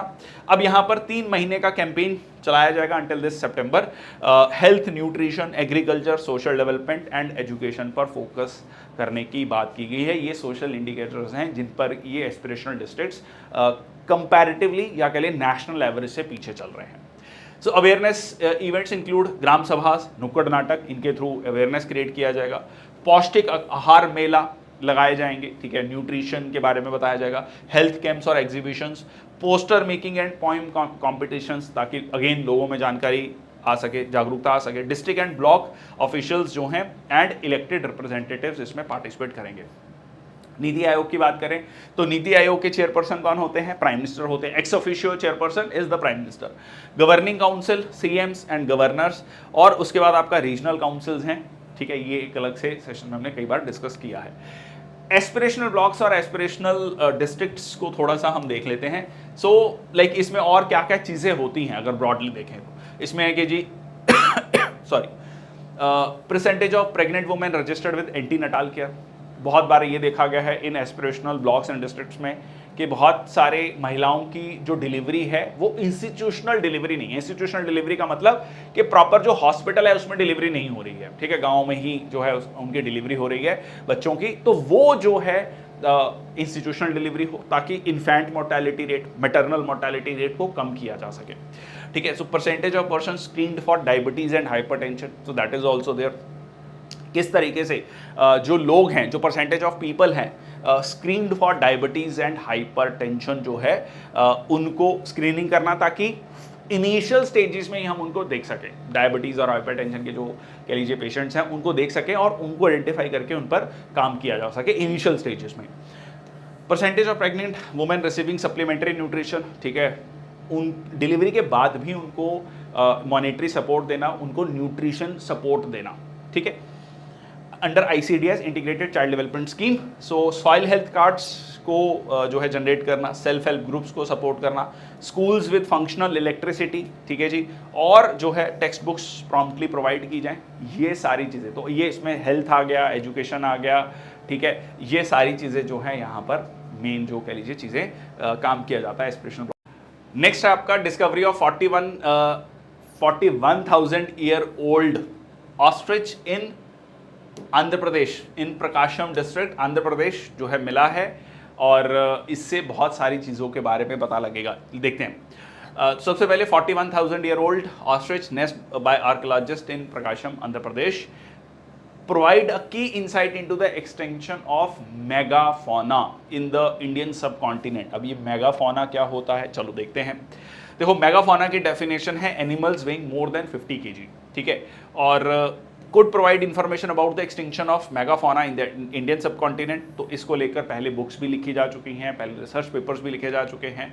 अब इसकी क्लासिफिकेशन को हम देखते हैं, मेगा हर्बीवोर्स, मेगा कार्निवोर्स और मेगा ऑमनीवोर्स, नाम से क्लियर है। मेगा का भी हमने देखा, मेगाफोना क्या है जिसमें 50 kg से ज़्यादा का वेट है, और हर्बीवोर्स क्या हो गया, प्लांट ईटर्स, ऑमनीवोर्स हो गया, सॉरी कार्निवोर्स हो गया मीट ईटर्स, और ऑमनीवोर्स हो गया जो दोनों प्लांट्स और मीट को ईट करते हैं, खाते हैं, ठीक है जी। Earliest documented evidence by Richard Lydekker 1884 में आपको मिलता है Dhok Pathan deposits, present day Pakistan में, नाम से क्लियर है, पठान, पठान कहाँ पर है, पाकिस्तान, ठीक है। So in the upper Siwalik hills, present day Pakistan, तो यहाँ पर ये एविडेंस पाए गए थे, बट अभी कहाँ पर मिला है 41,000 ईयर ओल्ड एविडेंस ऑस्ट्रिच का, कहाँ पर, आंध्र प्रदेश में। नेक्स्ट आपका union government has extended the smart cities mission till March 31, 2025।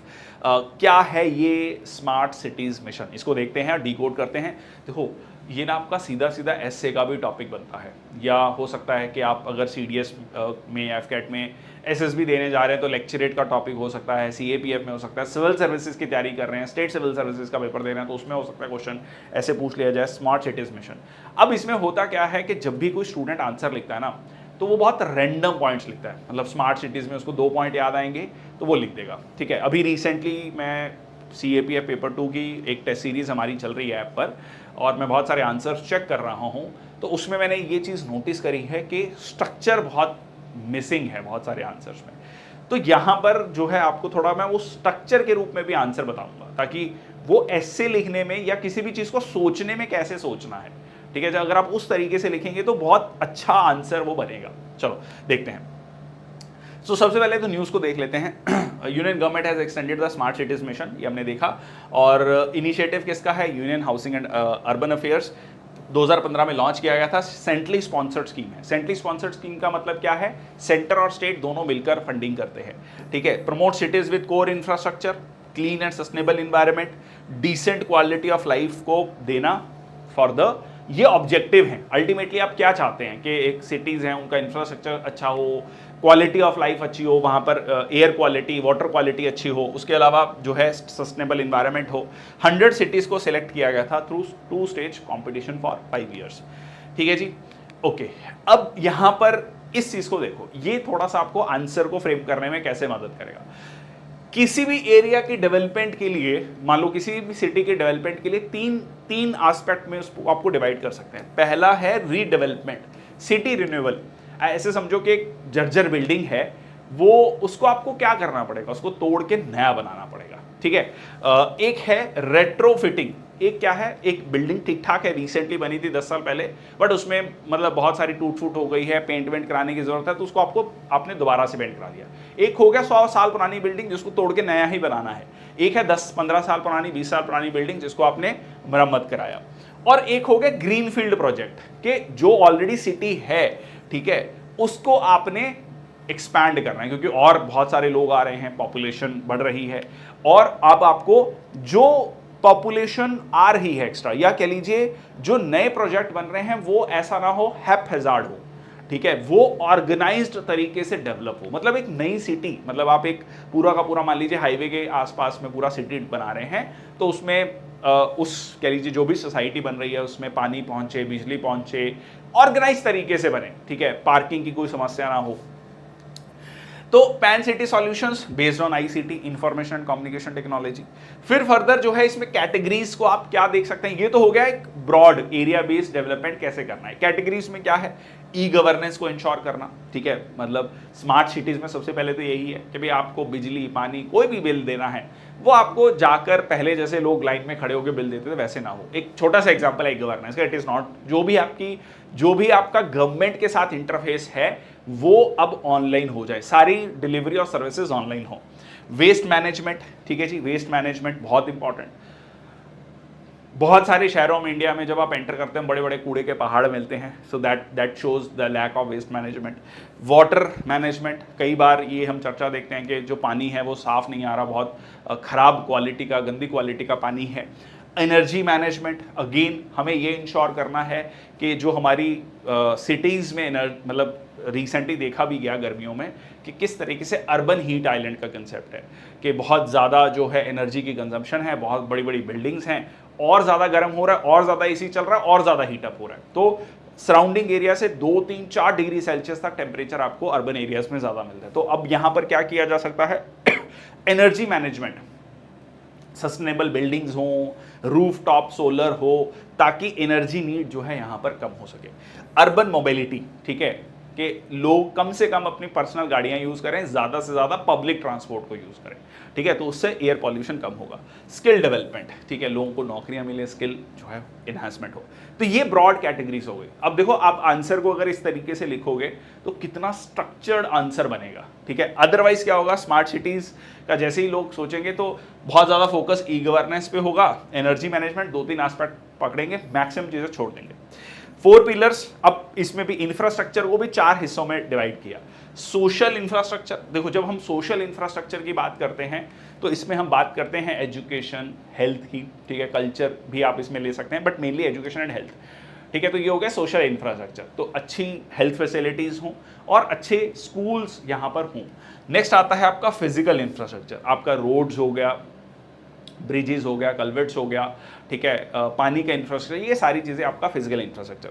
Institutional infrastructure, अब ये इंस्टीट्यूशनल इंफ्रास्ट्रक्चर क्या है, जो आपके इंस्टीट्यूशंस हैं, गवर्नमेंट के जो इंस्टीट्यूशंस हैं वो स्ट्रेंथन्ड हों, वो इंडिपेंडेंटली काम करें, ठीक है, और किसी भी तरीके से फियर और फेवर के रूप में जो है वो काम ना करें, और इंस्टीट्यूशंस को वहाँ पर स्ट्रॉन्ग किया जाए, इंडिपेंडेंट हो। एक छोटा सा एग्जांपल के लिए, जैसे बीएमसी है मान लो मुंबई में, या दिल्ली में म्युनिसिपल एमसीडी है, म्युनिसिपल कॉर्पोरेशन ऑफ दिल्ली, तो वो जो है इंडिपेंडेंट हो, वो रिसोर्सेज खुद से जनरेट कर रहा है, बहुत ज़्यादा स्टेट गवर्नमेंट पे या सेंट्रल गवर्नमेंट पे डिपेंडेंट नहीं है, अपने रिसोर्सेज को मैनेज कर रहा है। इंस्टीट्यूशन एज ए इंस्टीट्यूशन वो स्ट्रांग है, अपना काम अच्छे से कर रहा है, ठीक है जी। नेक्स्ट आता है इकोनॉमिक इंफ्रास्ट्रक्चर, ठीक है, बैंक्स हो गया, फाइनेंशियल इंस्टीट्यूशंस हो गया, वो स्ट्रेंथन्ड हो रहे हैं वहाँ पर।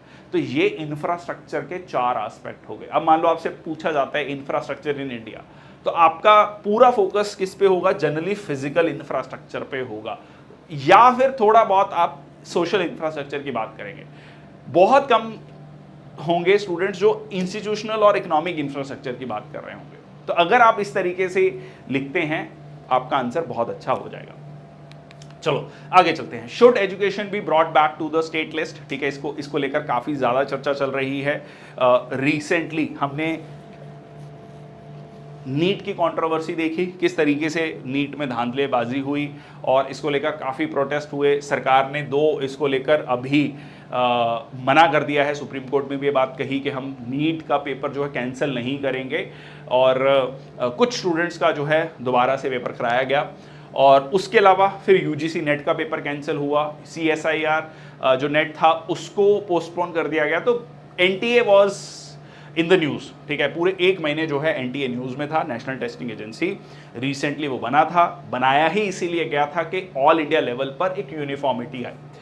अब यहाँ पर दोबारा से एक चर्चा शुरू हो गई है कि education should be brought back to the state list. अब देखो, जब देश आज़ाद हुआ था 7 शेड्यूल में 3 आपकी लिस्ट आती हैं, central union list, state list और कॉन्करेंट लिस्ट। तो एजुकेशन जो है वो आपका स्टेट लिस्ट में था।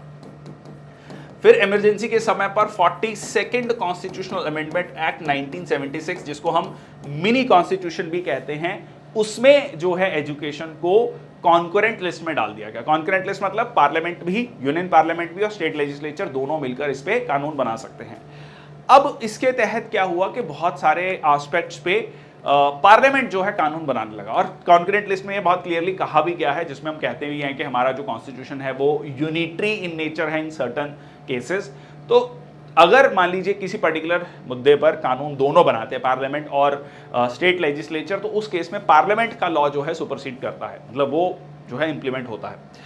अब इसको लेकर जो काफ़ी ज़्यादा जो है चर्चा होने लगी है, द रीज़न मैंने आपको बताया, और एजुकेशन ये मैंने आपको पूरी कहानी बता दी। Even government of India act 1935 जब आया था, तब भी जो है प्रोविंशियल लेजिस्लेटिव लिस्ट में ही आपका एजुकेशन आता है। Initially placed in the state list of the 7th schedule. 42nd amendment में क्या हुआ, बजट एक्सपेंडिचर अगर हम 2022 देखें तो लगभग 24% एजुकेशन एक्सपेंडिचर जो है सेंटर के द्वारा किया जाता है। लगभग ऐसे समझ लो 1/4 by the centre and 3/4 by the states. तो मेजर एक्सपेंडिचर स्टेट्स के द्वारा ही किया जाता है। तो ये अपने आप में अब देखो इसके फायदे नुकसान क्या हो सकते हैं। देखो, स्टेट में अगर स्टेट लिस्ट में लाया जाता है तो स्टेट अपने अकॉर्डिंगली जो वहाँ के कह लीजिए कल्चरल सोशल नीड्स हैं उनके अकॉर्डिंगली लेसन्स को, एजुकेशन को प्लान कर सकता है, ठीक है। वहाँ के बच्चों की डेवलपमेंट नीड्स को ध्यान में रखते हुए, लर्निंग नीड्स को ध्यान में रखते हुए उसके अकॉर्डिंगली क्यूरेट किया जा सकता है सिलेबस को, क्योंकि पूरे भारत में एक तरीके का सिलेबस लगाया जाए ये ज़रूरी नहीं है, ऐसा कुछ एक्सपर्ट्स का कहना है। सब बच्चों की नीड्स अलग हैं, उनका ग्रोथ एंड डेवलपमेंट अलग है, उसके accordingly state would be better place to do that, ठीक है, ऐसा मतलब कहना है, ठीक है। अब नेशनल लेवल पर क्यों है, नेशनल लेवल का कह लीजिए इसका एक प्रोज के अगर हम पॉइंट देखें या इसके फेवर में पॉइंट देखें तो वो है एक यूनिफॉर्मिटी होगा, ठीक है। नेशनल यूनिटी की जो हम बात करते हैं, राष्ट्रीय एकता की बात करते हैं, जब कॉमन सिलेबस और एक कॉमन जो है लर्निंग पैटर्न्स होंगे, ठीक है, तो ये बहुत इंपॉर्टेंट है। और जो कह लीजिए developed state, economically developed states हैं या कह लीजिए इकोनॉमिकली फॉरवर्ड स्टेट्स हैं, वो ज़्यादा खर्च कर पाएंगे, और जो बैकवर्ड स्टेट्स हैं वो नहीं उतना खर्च कर पाएंगे। तो उस केस में क्या होगा फिर अगेन, तो वो एक जो हम बात कहते हैं कि डिस्क्रिमिनेशन है, ठीक है जी, सीधा सीधा, और इनइक्वालिटी आएगी स्टूडेंट्स के बीच में, लर्निंग पैटर्न्स में। तो उस चीज़ को इंश्योर करने के लिए एक यूनिफॉर्मिटी होनी चाहिए, और सेंटर की दखलंदाजी होगी तो सेंटर भी यहाँ पर फंड्स जो है बैकवर्ड स्टेट्स को या उन यूनिवर्सिटीज़ को दे सकता है जो अच्छा परफॉर्म नहीं कर रही हैं उन सेक्टर्स में। तो ये कुछ बहुत सारी चीज़ें हैं, दोनों के अपने प्रॉज एंड कॉन्स हैं। इसको लेकर एक काफ़ी डिबेट चल रही है, एक सीधा सीधा क्वेश्चन भी बनता है आपका। चलिए आगे चलते हैं। Right to speedy trial can't depend upon the severity of the offence. Supreme court ने लिटरली कहें तो NIA को लताड़ा है, ठीक है। यहाँ पर एक्चुअली एक केस आया जहाँ पर जो है Abdul Rahman Antulay versus RS Nayak, another significant case emphasising the importance of timely justice sorry. यहाँ पर बेसिकली फेक करेंसी को लेकर जो है एक व्यक्ति को पकड़ा गया, और अभी तक चार्जशीट दाखिल नहीं हुई, लगभग 4 साल हो चुके हैं, ठीक है। तो यहाँ पर speedy trial, right to speedy trial, जो कि इम्प्लाइड फंडामेंटल राइट है under article 21 of the constitution, that is right to dignified life. तो यहां पर उसका सीधा सीधा वायलेशन है, ऐसा सुप्रीम कोर्ट का कहना है। उन्होंने कहा है कि स्पीडी ट्रायल सिर्फ ये नहीं है कि कुछ स्पेसिफिक केसेस में ही होगा, सब केसेस में right to speedy trial is the implied fundamental right under article 21। और अभी तक चार्जशीट क्यों दाखिल नहीं की गई है, चार्जेस फ्रेम क्यों नहीं किए गए हैं, इसको लेकर जो है उन्होंने कहा कि एक इंपॉर्टेंट नेशनल लेवल की ऑर्गेनाइजेशन ये काम क्यों नहीं कर पा रही है। So affirm that the constitutional right to speedy trial protected under article 21 universally regardless of the severity of the crime. ठीक है, इससे फर्क नहीं पड़ता कि क्राइम सीवियर है नहीं है, लेस सीवियर है, तो आपको चार्जेस फ्रेम करने हैं। Kartar Singh versus state of Punjab 1994 में ये बात कही गई, establish the right to speedy trial as fundamental applicable in all cases. Bharatiya Nagarik सुरक्षा संहिता जो आज हमने पढ़ा भी, इसमें एक नया code replacing the criminal procedure code aimed at addressing this justice JB Pardiwala Ujjal Bhuyan criticise the national investigation agency, जो मैंने अभी आपको बताया, for delayed prosecution in counterfeit currency case. ठीक है, counterfeit currency case highlighting the right to speedy trial. ठीक है जी, चलिए आगे चलते हैं। Bajaj rolls out world's first CNG bike, Gadkari hails it as eco friendly and sustainable. तो यहाँ पर देखिए, अभी तक हमने इलेक्ट्रिक व्हीकल्स, टू व्हीलर्स की बात करी, अब CNG बाइक आ गई, दुनिया की पहली CNG बाइक। अभी तक हमने CNG से लेकर जो है गाड़ियाँ देखी हैं, 4 व्हीलर्स देखे हैं, बट यहाँ पर अब 2 व्हीलर भी आ गया है, बजाज ने रोल आउट किया है। और ऑब्वियसली ये CNG जो है कंपैरेटिवली क्लीनर फ्यूल है, तो यहाँ पर world's first CNG motorcycle. CNG की अगर हम बात करें तो मेनली मिथेन है, compressed to less than 1% of its volume. जब आप किसी चीज को कंप्रेस करते हैं, क्या कर रहे हैं, हाई प्रेशर, तो क्या होगा, वो गैस जो है वो लिक्विड में कन्वर्ट होगा at standard atmospheric pressure and stored in hard containers distributed to specialised infrastructure. Eco friendly है, सस्टेनेबल है, comparatively sustained and addressing issues of air, sound and water pollution. ठीक है जी, तो highlights the reduction in India's dependency on costly fossil fuel imports. Next आता है economic news. FSIB recommends CS Shetty as the next chairperson of SBI state Bank of India. तो ये FSIB क्या है, चलो देख लेते हैं। फाइनेंशियल सर्विसेज इंस्टीट्यूशन ब्यूरो, ये एक ऑर्गेनाइजेशन है जो कि ED और जो CMD लेवल की पोस्ट है बैंक्स में, ठीक है, उनको सिलेक्ट करता है। ठीक है, सो ED is not that enforcement directorate. ठीक है, प्लीज ध्यान रखना, ये पोस्ट का नाम है। Next chairperson of State Bank of India succeeding Dinesh Khara, Shetty जो है will take as the after Khara's extended term in August 2024। currently heads the international banking global markets and technology at SBI, joined the board as MD in 2020 और जो है ये establish किया गया है। FSIB की अगर हम बात करें तो replace bank board bureau, is an autonomous government body responsible for board member appointments in the major financial institutions. ठीक है जी, नेक्स्ट आता है RBI has joined project nexus. क्या है ये प्रोजेक्ट नेक्सस, इसको समझते हैं। देखो, इस पहले तो ये समझो कि पिछले लगभग 7-8 सालों में जब से हमने UPI की बात करनी शुरू की है, यूनिफाइड पेमेंट इंटरफेस की बात करनी शुरू की है, तो पेमेंट सिस्टम जो है बहुत ज़्यादा रेवोल्यूशनाइज हो गया है। पूरी दुनिया में इसकी बात चल रही है। इंस्टेंट पेमेंट सिस्टम है जहां पर आपको अकाउंट देने की ज़रूरत नहीं है, QR कोड को स्कैन कीजिए या एक कह लीजिए वर्चुअल पेमेंट एड्रेस है उसको दीजिए और आप, या मोबाइल नंबर को दीजिए, आप पेमेंट कर सकते हैं। तो इससे इंडिया में ट्रांजेक्शन्स बहुत स्मूदन हो गई हैं। इसके अलावा हमने कुछ और देशों के साथ भी ये करार किया है। अब इसी तरीके का, मतलब ऐसे समझो कि UPI लाइक सिस्टम ही अगर अलग अलग देश मिलकर इंस्टेंट पेमेंट सिस्टम डेवलप कर ले तो इससे क्या होगा, इससे ट्रेड में बहुत फैसिलिटेशन होगा, बहुत इजी हो जाएगा।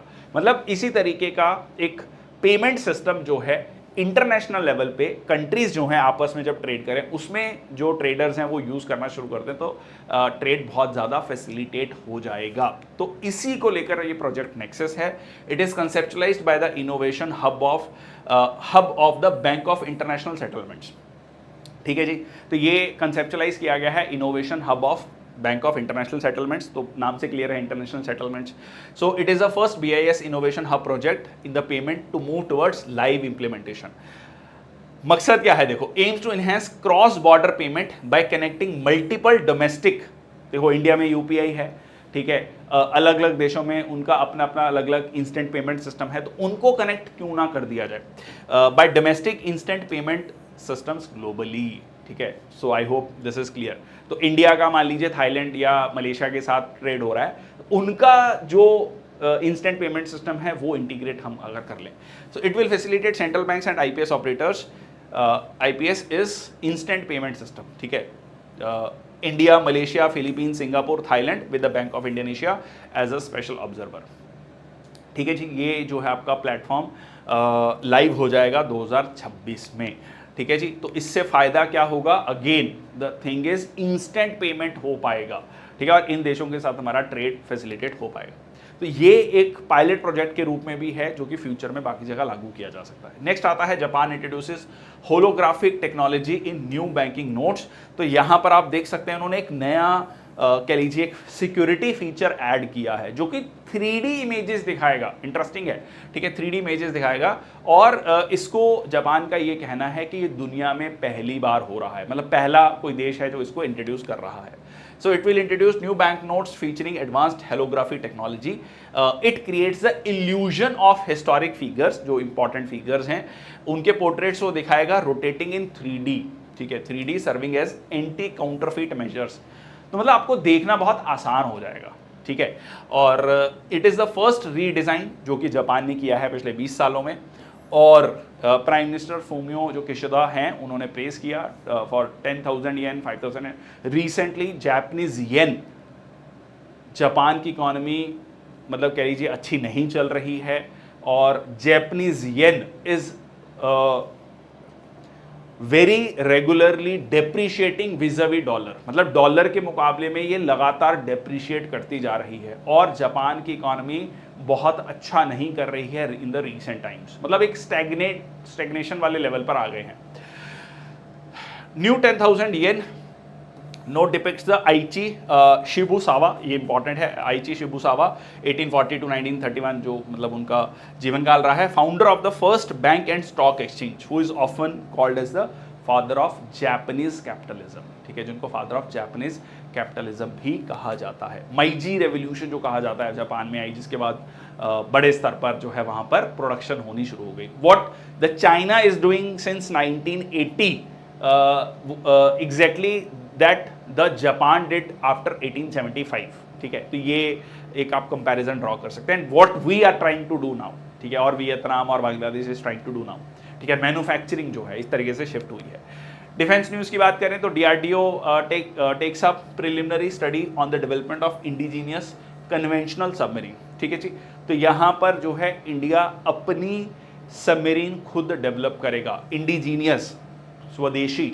ठीक है, तो ये जो है आपका प्रोजेक्ट 75 है। इससे पहले हम प्रोजेक्ट 76 है, 75 हम पढ़ते हैं, उसके बारे में भी देखेंगे। डीआरडीओ डिजाइन करेगा, बिल्ड करेगा 3000 tonne conventional submarines, aims to succeed the Sindhu Ghosh class and maintain a strong submarine. इसमें 12 सबमरीन्स बनाने की बात है और पहली कंस्ट्रक्शन शुरू होगी 2028 में जाकर। 75 की बात करें, प्रोजेक्ट 75 की एक सेपरेट इनिशिएटिव था जिसमें 6 diesel electric Scorpene class submarine जो है वो तैयार की गई थी, पर ये इंडिजीनियस कंस्ट्रक्शन नहीं थी। ये इंपॉर्टेंट है, ये इसमें हमने फ्रांस की जो है कहीं ना कहीं मदद ली है। Be constructed by Mazagon dock ship builders limited in Mumbai, collaboration with naval group of France. ठीक है, ये प्रोजेक्ट 75 की बात कर रहे हैं हम, स्कॉर्पिन क्लास सबमरीन्स की। सो इसमें हमने कालवरी, खांडेरी, करांच, सो के ठीक है, तो के और वी, सो वेला, वगीर और वक्शीर जो है has begun its sea trials also. तो ये 6 जो सबमरीन्स हैं वो ऐड की गई थी प्रोजेक्ट 75। 76 में हम खुद से डिज़ाइन और डेवलप करेंगे, that is the difference. Next आपका नए आर्मी चीफ आ गए हैं, उन्होंने कह लीजिए अपना कार्यभार संभाल लिया है, 30th chief of army staff general Upendra Dwivedi. इससे पहले वो वाइस आर्मी चीफ की ड्यूटी कर रहे थे। ठीक है जी, assumed the position of Chief of Army Staff on 30th June 2024. He succeeded General Manoj Pandey, who retired after approximately 40 years of service. Lieutenant General Dwivedi, an alumnus of Sainik School, Rewa, Madhya Pradesh, and was commissioned into the Jammu and Kashmir Rifles in 1984. Army Chief has a term of 3 years और until the age of 62 whichever comes sooner. ठीक है, तो ये क्यों दिया जाता है? ये इसलिए किया जाता है ताकि एक सफिशिएंट टेन्योर जो है उनको मिले, ताकि जो भी कह लीजिए पॉलिसीज हैं वो इंप्लीमेंट हो सके। नेक्स्ट आपका Indian navy to use LiFi. ठीक है, वाईफाई हम पढ़ते हैं, ये लाईफाई है। अब देख लेते हैं क्या है ये। For secure communication for Indian navies. ठीक है जी, तो यहां पर सबसे पहले तो देख लेते हैं बेसिकली लाइट एमिटिंग डायोड्स को यूज करना। यहां पर आप देखो, सो इंटरनेट का है, स्ट्रीमिंग कंटेंट है, एलईडी लैंप। ठीक है, एलईडी लैंप को आप यूज कर रहे हैं and so receiver app data. इससे क्या होगा, स्पीड बहुत ज्यादा फास्ट हो जाती है। ठीक है, so ministry of defence under the innovation for defence excellence, that is iDEX initiative, इसमें ग्रांट किया लाईफाई टेक्नोलॉजी। इंटरेस्टिंग है, LiFi technology to address communication challenges, जिसमें कि वायरलेस कम्युनिकेशन होगा using the light emitting diodes. So particularly focusing on the Navy and unique communication challenges it faces in the modern warfare, it is a wireless communication technology using visible light to transmit data. Unlike the traditional Wi-Fi which uses radio waves, Wi-Fi क्या use करता है, light emitting diode को for high speed, secure, energy efficient communication. अगर हम इसकी बात करें तो स्पीड जो है वो गीगाबिट्स पर सेकेंड जीबीपीएस में पहुंच जाती है। ठीक है, जैसे हम कहते हैं ना इंटरनेट की स्पीड 100 एमबीपीएस है, 200 एमबीपीएस है, ये जीबीपीएस की बात कर रहा है। Surpassing traditional wifi, operating within the visible light spectrum, inherently secure है against eavesdropping as it does not penetrate the walls. Generally क्या होता है, वाईफाई आपने एक जगह लगाया, जैसे आपने घरों में भी देखा होगा, तो दूसरे रूम में आगे भी जो है वो वाईफाई कैच करता है। ठीक है, बट इसके साथ ऐसा नहीं है। ठीक है, विजिबल रेंज में है तो उसी जगह आपको कनेक्शन मिलेगा। Does not interfere with the wifi और cellular network radio frequency. Energy efficient भी है, लाइट एमिटिंग डायोड्स बहुत कम एनर्जी यूज करते हैं, तो ये कंपैरेटिवली एनर्जी एफिशिएंट भी है। ओके, नेक्स्ट चलते हैं। India successfully test fires new generation anti radiation missiles Rudram 1। So India ने सक्सेसफुली टेस्ट फायर किया new generation anti radiation missiles Rudram 1। So new generation anti radiation missiles, तो यहाँ पर आपको समझना है कि जो रडार्स लगे हुए हैं, ठीक है, एनिमी के रडार्स हैं, उनको टारगेट करता है। ठीक है, उनको टारगेट करता है ताकि जो भी हम कह लीजिए एक्शन लें वो, या कह लीजिए जो भी हम मिसाइल्स लॉन्च करें वो किसी भी तरीके से डिटेक्शन में ना आए by the enemy. First indigenous anti radiation missile developed by DRDO for Indian air force. Launch platform क्या है, Sukhoi 30 MKI fighter. Internal guidance system, inertial navigation system होगा, GPS navigation, passive homing head for final attack. बहुत ज़्यादा technical है, अभी यहाँ पर आपको सिंपल ये समझना है कि उनके रडार सिस्टम को अटैक करेगा। ठीक है, anti radiation missiles. So speed है up to 2 Mach, so it will enable to conduct the SEAD suppression of the enemy air defences, ये जो मैं आपको अभी बता रहा था। Operations deep within the enemy territory. ठीक है, उनके क्रिटिकल जो एनिमी इंस्टॉलेशन है, डिफेंस इंस्टॉलेशन है, उनको टारगेट करेगा। नेक्स्ट आपका मैत्री एक्सरसाइज हुई इंडिया और थाईलैंड के बीच में, तो आप इसको ऐसे याद रख सकते हैं, मैत्री में आईटी आता है, आईटी मतलब इंडिया और थाईलैंड। ठीक है, इंडिया और थाईलैंड के बीच में ये मिलिट्री एक्सरसाइज हुई और ये जो है एक बार थाईलैंड में होती है, एक बार इंडिया में होती है। Most of the bilateral exercise में ऐसे ही होता है, एक बार एक देश में होते हैं, दूसरे अगले साल दूसरे देश में होती है। ठीक है, 1 से 15 जुलाई के बीच में conducted at the foreign training node Umroi Meghalaya, ये 2019 की बात कर रहा है। ठीक है जी, और exercise between Indian army started in 2006 has been conducted regularly since then. और 2023 में फर्स्ट बायलैटरल नेवल एक्सरसाइज हुई थी between Indian navy and royal Thai navy, जिसका नाम दिया गया था अयोध्या। तो ये काफ़ी सिमिलर साउंडिंग है अयोध्या से। ठीक है, थाईलैंड के साथ जो हमारे कल्चरल रिलेशंस रहे हैं और कहा जाता है कि नाम भी वहीं से आया है, जिसका मतलब अगर अयोध्या का मतलब देखेंगे तो इनविंसिबल वन है, अनडिफिटेबल है, बट इसको कहा जाता है कि ये अयोध्या से ही ये शब्द आया है। ठीक है, तो वहाँ से आप याद भी रख सकते हैं अयोध्या। ठीक है जी, तो ये कह लीजिए कोविड की वजह से ये एक्सरसाइज नहीं हो पाई थी यहाँ पर मैत्री एक्सरसाइज इंडिया और थाईलैंड के बीच में। नेक्स्ट आपका inauguration of Indian air force weapon system school, तो यहाँ पर इनॉग्रेशन हुआ Indian air force weapon system school का. So air chief marshal V R Chaudhari, chief of Indian air force, inaugurated the weapon system school in Hyderabad. So it marks a significant advancement for Indian Air Force aimed at transforming it into a future oriented force. Again मकसद क्या है कि जो नए weapon system में Indian air force के personnel को train करना, ठीक है जी, training to the officers for the of the newly formed weapon system branch, एक नई ब्रांच बनाई गई है बाकायदा, ठीक है, ग्राउंड बेस्ड है, स्पेशलाइज्ड वेपन सिस्टम्स हैं, ठीक है, operators under the one umbrella. मकसद क्या है, इंडियन एयरफोर्स अपनी वॉर फाइटिंग कैपेबिलिटीज को इंप्रूव करना चाहती है, ठीक है. नेक्स्ट आपका India Mongolia joint military exercise nomadic elephant, ठीक है. आप ऐसे इसको ऐसे याद रख लो कि इंडिया और मंगोलिया के बीच में एक बहुत बड़ा हाथी है जो थोड़ा सा आजकल बिदक रखा है और दोनों को नुकसान पहुंचाने की कोशिश कर रहा है. उनको टेम करने के लिए इंडिया और मंगोलिया जो है एक्सरसाइज कर रहे हैं नोमैडिक एलिफेंट. आई होप आप समझ रहे हैं मैं इशारा किसकी तरफ कर रहा हूँ, ठीक है जी. 16th edition of India Mongolia joint military exercise nomadic elephant is scheduled to be conducted in Umroi Meghalaya and so 16th edition है, एनुअल ट्रेनिंग इवेंट है, conducted alternatively in India and Mongolia, ठीक है जी. ओके, नेक्स्ट आपका TDF schemes promoting Atmanirbharta in defence sector. अब ये TDF क्या है, चलो देख लेते हैं. TDF है टेक्नोलॉजी डेवलपमेंट फंड, ठीक है, टेक्नोलॉजी डेवलपमेंट फंड. अब देखो अभी तक हम बात कर रहे थे अनमैन्ड एरियल व्हीकल की, UAVs की बात कर रहे थे, ठीक है. UAVs जो है रिमोटली पायलटेड एयरक्राफ्ट जिसमें कोई भी कॉकपिट में मान लीजिए कोई भी पायलट नहीं बैठा हुआ है, ठीक है, रिमोटली हम उसको कंट्रोल कर रहे हैं. अब इसी तरीके से आपका नई टेक्नोलॉजी को हम लेकर आ रहे हैं भारत में. एग्जीक्यूट कौन करेगा, DRDO फ्लैगशिप प्रोग्राम है जिसमें कि unmanned ground vehicles, unmanned ground vehicles, unmanned under water vehicles, unmanned surface vehicles, यहां पर आप देखो अनमैन्ड अंडर वाटर व्हीकल्स इस तरीके से, ठीक है, अनमैन्ड सरफेस व्हीकल्स, कोई भी व्यक्ति नहीं बैठा है, दूर से ही हम इसको ऑपरेट कर रहे हैं.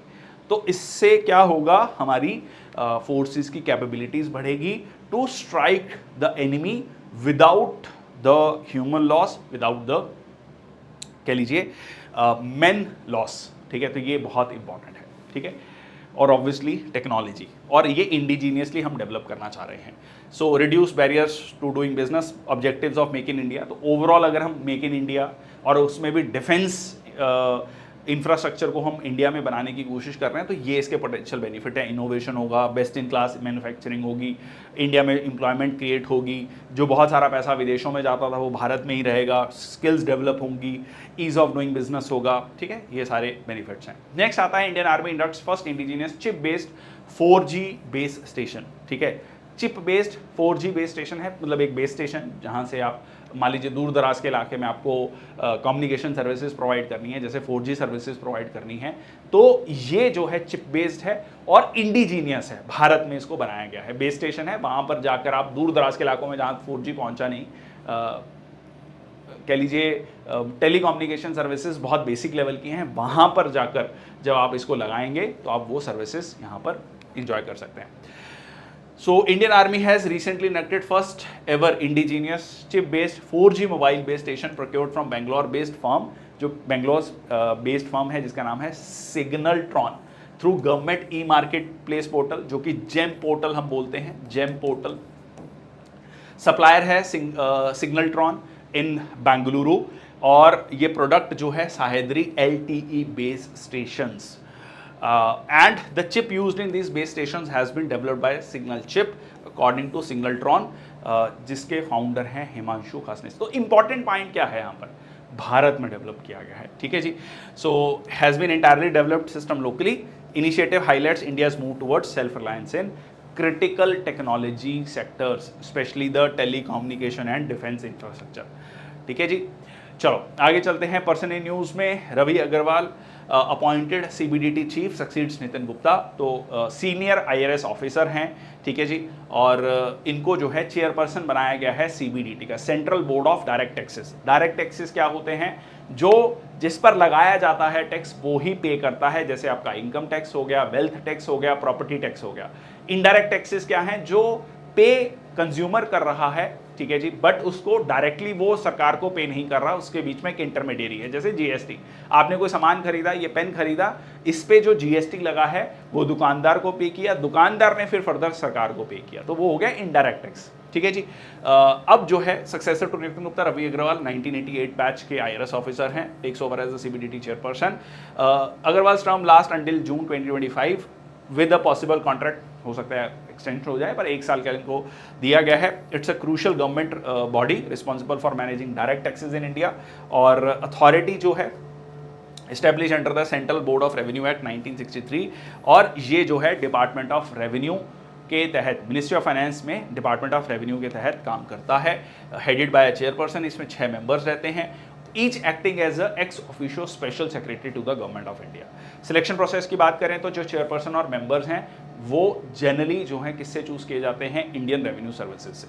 ठीक है जी, चलिए आगे चलते हैं। Dick Schoof sworn in as the new Dutch prime minister with a mission to curb asylum. तो ये जो है यहाँ पर एक फार कह लीजिए एक राइट विंग की सरकार है, और यहाँ पर जो है ये सीधा सीधा इमिग्रेशन को रोकना चाहते हैं। यहाँ पर जो प्राइम मिनिस्टर है मार्क रुट, वो जो है 14 साल प्रधानमंत्री रहे, और उसके बाद जो है अब नए प्रधानमंत्री बने हैं। और इंटरेस्टिंग ये है कि जो डच सीक्रेट सर्विस है, मतलब कह लीजिए जैसे हम IB और रॉ की बात करते हैं, तो नीदरलैंड्स में जो डच सीक्रेट सर्विस है उसके हेड रहे हैं ये, और वो जो है अब क्या कह रहे हैं, वो बनाए गए हैं नए प्राइम मिनिस्टर। ठीक है जी, तो यहाँ पर आप देख सकते हैं नीदरलैंड के किंग बैठे हुए हैं, वहाँ पर लाइक मोनार्की सिस्टम है, and constitutional monarchy as we see in the case of UK. तो यहाँ पर डिक श्वॉफ, तो स्कूल वर्ड देखो लग रहा है ना, तो नीदरलैंड, ठीक है, नए लैंड पर मेरा स्कूल बना है, ऐसे याद रख लो, नए लैंड पे Netherland, new land, so school बना है वहाँ पर। Okay, so former head leading a right-wing coalition government implementing the strictest ever immigration policy। ये एक नया ट्रेंड है, ये भी आपका एक क्वेश्चन बनता है कि किस तरीके से यूरोप में जो राइट विंग की सरकारें आ रही हैं, और बहुत ज़्यादा, अगर राइट विंग की नहीं भी आ रही हैं, अगर आप रिसेंटली यूके के इलेक्शंस भी देखोगे तो उसमें भी इमिग्रेशन एक बहुत बड़ा मुद्दा था। नीदरलैंड में हम इमिग्रेशन का, तो वो बहुत स्ट्रिक्टली रोक रहे हैं कि किसी भी तरीके से दूसरे देशों से, जो कहीं ना कहीं एक टाइम पीरियड था यूरोप ने बहुत खुले दिल से जो है कह लीजिए बहुत सारे इमिग्रेंट्स का को अलाउ किया अपने देशों में, अब वो वहाँ पर क्योंकि वहाँ की डेमोग्राफी चेंज हो रही है, उसकी वजह से बहुत सारी वहाँ पर चीज़ें चेंज हो रही हैं, तो वो जो है वहाँ पर उसको बहुत बड़े लेवल पर रिस्ट्रिक्ट कर रहे हैं। ठीक है, so Mark Rutte who served for 14 years led the Dutch probe into the downing of Malaysia Airlines flight in July 24 over Ukraine, and Netherland की कैपिटल आपकी एम्स्टरडैम है, और international court of justice headquarter Hague Netherlands में ही है। ठीक है जी। एक्स रॉ chief Rajendra Khanna appointed as a new additional NSA। ठीक है जी, अभी लास्ट मंथ हमने देखा कि जो डिप्टी NSA थे, डिप्टी NSA जो हैं विक्रम मिश्री, जो कि इंडियन फॉरेन सर्विसेज में हैं, उनको बना दिया गया है फॉरेन सेक्रेटरी। ठीक है, और अब वो पद खाली हो गया है। ये पहले भी डिप्टी NSA थे, अब इनको दोबारा डिप्टी NSA लगाया गया है। बहुत सीनियर IPS हैं, रिटायर्ड IPS हैं, 1970 बैच के उड़ीसा कैडर के IPS हैं, और इनको जो है डिप्टी NSA लगाया गया। NSA कौन है? अजीत डोभाल हैं, जिनको कैबिनेट मिनिस्टर का दर्जा दिया जाता है। ठीक है जी, और प्रीवियसली जो है रॉ के ये चीफ रहे हैं। ठीक है, रॉ chief from December 2014 to December 2016। तो national security council secretariat headed by prime minister Narendra Modi, NSA Ajit Doval serve as its secretary, जो एपेक्स बॉडी है for internal and external security related matters. तो IB एंड रॉ कह लीजिए अल्टीमेटली यहीं पर जाकर अपना सारा का सारा रिपोर्ट देते हैं, सारी की सारी कोऑर्डिनेशन यहीं इसी लेवल पर जाकर की जाती है। Research and analysis wing India का प्राइमरी फॉरेन इंटेलिजेंस विंग है, 1968 में बना था, जब हमें ये रियलाइज़ हुआ कि हम एक पहले इंटेलिजेंस एजेंसी एक ही ऑर्गेनाइजेशन थी, that is intelligence bureau, but उसके बाद हमें ये समझ आया कि एक अलग ऑर्गेनाइजेशन चाहिए जो डेडिकेटेडली फॉरेन इंटेलिजेंस के लिए होनी चाहिए। So gathering foreign intelligence, counter terrorism, covert operations, known for secrecy and minimum public information, तो ये इसके बारे में। ओके, नेक्स्ट आता है Keir Starmer, the next British prime minister. तो यहाँ पर लेबर पार्टी की जीत हुई है, कंजर्वेटिव्स जो हैं पिछले 14 साल से सरकार चला रहे थे, इलेक्शन जो हैं कंजर्वेटिव्स, जो कि प्रधानमंत्री थे ऋषि सुनक, उन्होंने 6 महीने पहले करवाए और उनकी बहुत बुरी तरह हार हुई। यहाँ पर लेबर पार्टी ने 400 से ज़्यादा सीटें जीत ली हैं। 650 उनके पार्लियामेंट के जो नंबर्स हैं या कह लीजिए मेंबर्स हैं 650, जिसमें 326 का वहाँ पर जादुई आंकड़ा है। जैसे इंडिया में हम 272 की बात करते हैं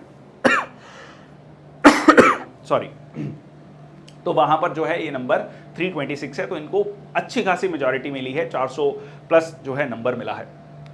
तो ये जो है लेबर पार्टी के हैं और इससे पहले ये वकील थे, ठीक है, सरकारी वकील भी रहे हैं। और यहाँ पर ये अब इंपॉर्टेंट इसमें ये आ जाता है कि इंडिया के लिए कैसे इंपॉर्टेंट है, मतलब व्हाट लाइज फॉर इंडिया, ठीक है। ये तो एक फैक्ट हो गया कि इंडिया मतलब क्या स्टार्मर है, कौन सी पॉलिटिकल पार्टी से हैं, ऋषि सुनक की बात कर ली, कंजर्वेटिव पार्टी की बात कर ली, बट इंडिया के लिए क्या है। देखो अब ये जो इनकी पार्टी है लेबर पार्टी, इनका जो स्टैंड है ना, 2010 में इनकी पार्टी पावर से बाहर गई थी, उसके बाद कंजर्वेटिव पावर में है। अब ये जो है इनका कश्मीर को लेकर जो स्टैंड है वो इंडिया के फेवर में नहीं रहा है, ठीक है। बहुत ज़्यादा जो है कहीं ना कहीं इन्होंने इंडिया को लेकर, जब भी लेबर पार्टी सरकार में रही है, इंडिया को लेकर एक मिक्स्ड बैग रहा है। कुछ पॉलिसीज इंडिया के फेवर में रही हैं, कुछ पॉलिसीज इंडिया के बहुत अगेंस्ट में भी रही हैं। जैसे मैं कश्मीर का इशू लेते हैं, बट अब जो है अगर आप देखें, और इसके अलावा इनका जो पॉलिसीज हैं, बहुत सारे एक्सपर्ट्स उनको हिंदू फॉबिक भी बोलते हैं, मतलब कहीं ना कहीं जो हिंदू फेस्टिवल्स हैं, हिंदू रिलीजन को लेकर बहुत ज़्यादा पसंद नहीं करते हैं, रादर उसको बहुत रूढ़िवादी मानते हैं, ठीक है, जिसको लेकर इंडिया जो है हमेशा से क्रिटिसाइज करता रहा है और एक बहुत अच्छे रिलेशंस नहीं रहे जब भी लेबर पार्टी सरकार में रही है, ऐसा जियोपॉलिटिकल एक्सपर्ट्स का कहना है। बट अब देखो दो फर्क क्या आया है, मतलब अब इन्होंने जैसे ही, मतलब इनका कैंपेन चल रहा था तो इन्होंने बहुत सारे हिंदू फेस्टिवल्स में पार्टिसिपेट किया, कोशिश करा कि कहीं ना कहीं जो इंडियन डायस्पोरा रह रहा है और उसमें भी स्पेशली हिंदू डायस्पोरा जो वहाँ पर रह रहा है उसके साथ इनके रिलेशंस अच्छे हों। इसके अलावा इन्होंने कश्मीर की पॉलिसी को लेकर भी कहा कि लेबर पार्टी को रीथिंक करने की ज़रूरत है, ठीक है, कहीं ना कहीं अपने स्टैंड को थोड़ा सा सॉफ्टन किया और इंडिया के फेवर में किया। अब इसके पीछे भी बहुत सारे एक्सपर्ट्स का ये कहना है कि ये हो क्यों रहा है। ये हो रहा है क्योंकि 2010 का जो भारत था या 2007-8 का जो भारत था और आज का जो भारत है वो बहुत बदल चुका है। 2005 में ये जब पावर में आए थे, 2005 से लेकर 2010 में, और आज 2024 का भारत बहुत बदल चुका है। बहुत ज़्यादा कह लीजिए यूके के द्वारा, क्योंकि यूके की इकोनॉमी को अगर पटरी पे आना है तो उनके लिए एक, मतलब दोनों ही पॉलिटिकल पार्टीज का ये मानना है कि इंडिया के साथ फ्री ट्रेड एग्रीमेंट साइन करना चाहिए और इंडिया को कॉन्फिडेंस में लेना पड़ेगा। उसके चलते जो है, और ऑब्वियसली रिसेंटली इंडिया की फॉरेन पॉलिसी भी काफ़ी ज़्यादा कह लीजिए एग्रेसिव है, बहुत ज़्यादा इंडिया के इंटरेस्ट की हम बात करते हैं, तो यहाँ पर एक बदलाव आया है। वो इंडिया को जो है वो एक पहले से एक माइंडसेट था कि हाँ जी हम उपदेश देंगे और इंडिया जो है चुपचाप सुनेगा, वो वाली चीज़ नहीं रही है और वहाँ पर एक क्लियर मैसेज जो है बदला है और इन्होंने भी अपने स्टैंड को चेंज किया है, ठीक है। तो ये मैंने आपको रिसेंटली क्या बदलाव हुए हैं वो मैंने आपको बताया। So India UK relations, historical missteps इन्होंने कहा इस बात को, particularly labour stance on issues like Kashmir. Starmer जो मतलब प्रधानमंत्री बन गए हैं, to forge a new strategic partnership with India. FTA की बात करी, इसके अलावा technology, security, education, climate change पे बातचीत होगी। इसके अलावा इन्होंने इंडियन डायस्पोरा के साथ अपने रिश्तों को सुधारने की कोशिश करी, ठीक है। जैसे कि कल्चरल फेस्टिवल्स हैं, दिवाली, होली, उसको सेलिब्रेट करना, तो कहीं ना कहीं थोड़ा सा इंडिया के फेवर में उन्होंने बात करना शुरू की है लेबर पार्टी ने खासकर। नेक्स्ट आता है book titled Manoj Vajpayee the definitive biography by Piyush Pandey. तो मनोज वाजपेयी बहुत फेमस एक्टर हैं, ठीक है जी। The definitive biography by journalist Piyush Pandey stand out for its raw honesty and inspiring narrative, तो उनके बारे में लिखा गया है। Translated in English by journalist Rohit Vats from Pandey's original Hindi book, जिसका नाम है पाने की जिद, ठीक है। कुछ पाने की जिद है और है भी, मतलब अगर आप मनोज वाजपेयी का पूरा बॉलीवुड का करियर देखें तो coming from nowhere to reaching to prominent कह लीजिए फिल्म स्टार, तो यहाँ पर उनकी पाने की जिद के बारे में बात की गई है। नेक्स्ट आता है Portugal, Antonio Costa the European councils next president. तो पुर्तगाल के प्रधानमंत्री जो है उनको बनाया गया है काउंसिल ऑफ यूरोप, ठीक है जी, next president of European council, former Portuguese prime minister Antonio Costa, succeeds Charles Michel from Belgium. 1 अक्टूबर 2024 को ये ऑफिस में बैठेंगे। टर्म ड्यूरेशन कितना है? 2.5 साल, जो कि एक्सटेंडेबल है फॉर अनदर 2.5 साल, 2.5 ईयर्स, मैक्सिमम 5 साल हो सकता है, मतलब 2 टेन्योर 2.5 साल के हो सकते हैं। तो पहले 2.5 साल का होगा और उसके बाद एवोल्ड फ्रॉम इनफॉर्मल समिट्स। देखो यूरोपियन काउंसिल क्या है? यूरोपियन काउंसिल है आपका कि यूरोप के सारे देश मिलकर अपनी पॉलिसीज को डिजाइन करें। अगर आप टेक्निकली देखोगे तो जो यूरोप को आज के समय पर मतलब हम कॉन्टिनेंट कहते हैं, टेक्निकल डेफिनेशन में अगर आप कॉन्टिनेंट देखोगे तो कॉन्टिनेंट नहीं है ये एक्चुअली, ठीक है। अगर आप देखोगे तो बेसिकली कॉन्टिनेंट क्या है? महाद्वीप, ठीक है, एक ऐसा लैंड मास जिसके चारों तरफ पानी है। बट अगर आप यूरोप के नक्शे को देखोगे तो ये ऐसा आपको नहीं मिलता है, ठीक है। हाँ, इन्होंने क्या किया कि कल्चरली, क्योंकि ये सेपरेट है दुनिया से और इन्होंने कॉलोनाइज किया है 17th और 18th सेंचुरी में, और उसके बाद जो है काफ़ी डेवलपमेंट यहाँ पर देखा गया, इंडस्ट्रियलाइजेशन देखा गया, तो they have like made their own कि हाँ we are a separate continent, ठीक है। तो इवेंचुअली एक सेकेंड वर्ल्ड वॉर, दोनों विश्व युद्ध कहाँ पर हुए? यूरोप में हुए। फिर उसके बाद इन्होंने समझा कि हाँ भाई इस तरीके से हम आपस में लड़ते रहेंगे तो बहुत नुकसान होगा। फिर इन्होंने एक इनफॉर्मल ग्रुपिंग बनाई। इवेंचुअली वो इनफॉर्मल ग्रुपिंग जो है एक फॉर्मल ग्रुपिंग का पार्ट बनता है और उसी के अध्यक्ष बनाए गए हैं फॉर्मर पोर्चुगल प्राइम मिनिस्टर, ठीक है जी। World from the informal summits to the formal EU installations 2009 में ट्रीटी ऑफ लिस्बन हुआ। मैंने थोड़ा सा बैकग्राउंड भी दिया, आई होप आपको समझ आया है कि यूरोप का क्या कंटेक्स्ट है। चलिए अवार्ड्स एंड ऑनर्स की बात कर लेते हैं। Agri entrepreneur Swapna Kalingal secures spice award, ठीक है जी।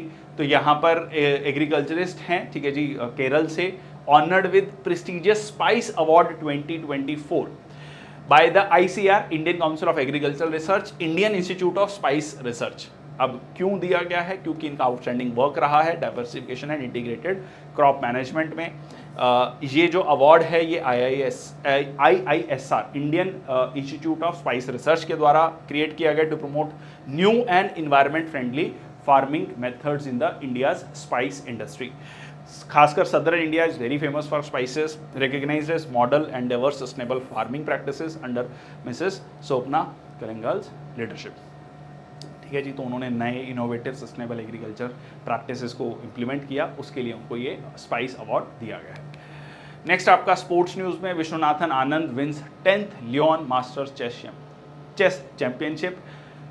पहले भारत के पहले ग्रैंड मास्टर, ठीक है, विश्वनाथन आनंद। जब भी हम चेस की बात करते हैं तो पहला जो नाम दिमाग में आता है वो विश्वनाथन आनंद आता है। इन्होंने 10वां लियोन प्राइज जीत लिया है जी। और आनंद जो है वर्ल्ड चेस विनर रहे हैं 5 बार। इसके अलावा जो है ये जो आपका टूर्नामेंट है लियोन, ये आपका लियोन सिटी ऑफ स्पेन में होता है। इंडिया के पहले चेस ग्रैंड मास्टर रहे हैं, पहले रेसिपिएंट रहे हैं highest sports honour Rajiv Gandhi Khel Ratna award, जिसको आज के समय पर रीनेम कर दिया गया है अभी रिसेंटली मेजर ध्यानचंद खेल रत्न अवार्ड। तो पहले रेसिपिएंट रहे हैं ये मेजर ध्यानचंद खेल रत्न अवार्ड के, और ये अवार्ड इनको दिया गया था 1991-92 में। नेक्स्ट आता है जॉर्ज रसल ट्रायम्फ्स इन ड्रामेटिक ऑस्ट्रेलियन ग्रैंड प्रिक्स 2024। तो यहाँ पर जो जॉर्ज रसल हैं उन्होंने ऑस्ट्रियन ग्रैंड प्रिक्स जीत लिया है 2024। अभी हमने रिसेंटली मैक्स वर्स्टेपन के बारे में पढ़ा था, ठीक है, कैसे उन्होंने कैनेडियन ग्रैंड प्रिक्स जीता, बट अब ऑस्ट्रियन ग्रैंड प्रिक्स जीत लिया है। Held at Red Bull rings Bulberg Austria, will be remembered for its unexpected twist and turns. और यहाँ पर जो है stunning victory for George Russell, ठीक है, George Russell of the Mercedes, ठीक है, जॉर्ज रसल ऑफ मर्सिडीज ने ये जीता। Neeraj Chopra to lead 28 member squad in Paris Olympics. So defending champion, last Olympics में इन्होंने 3 साल पहले गोल्ड जीता था। 3 साल, वैसे 4 साल बाद होता है क्योंकि उस समय कोविड चल रहा था, तो ये गेम्स 2021 में हुई थी।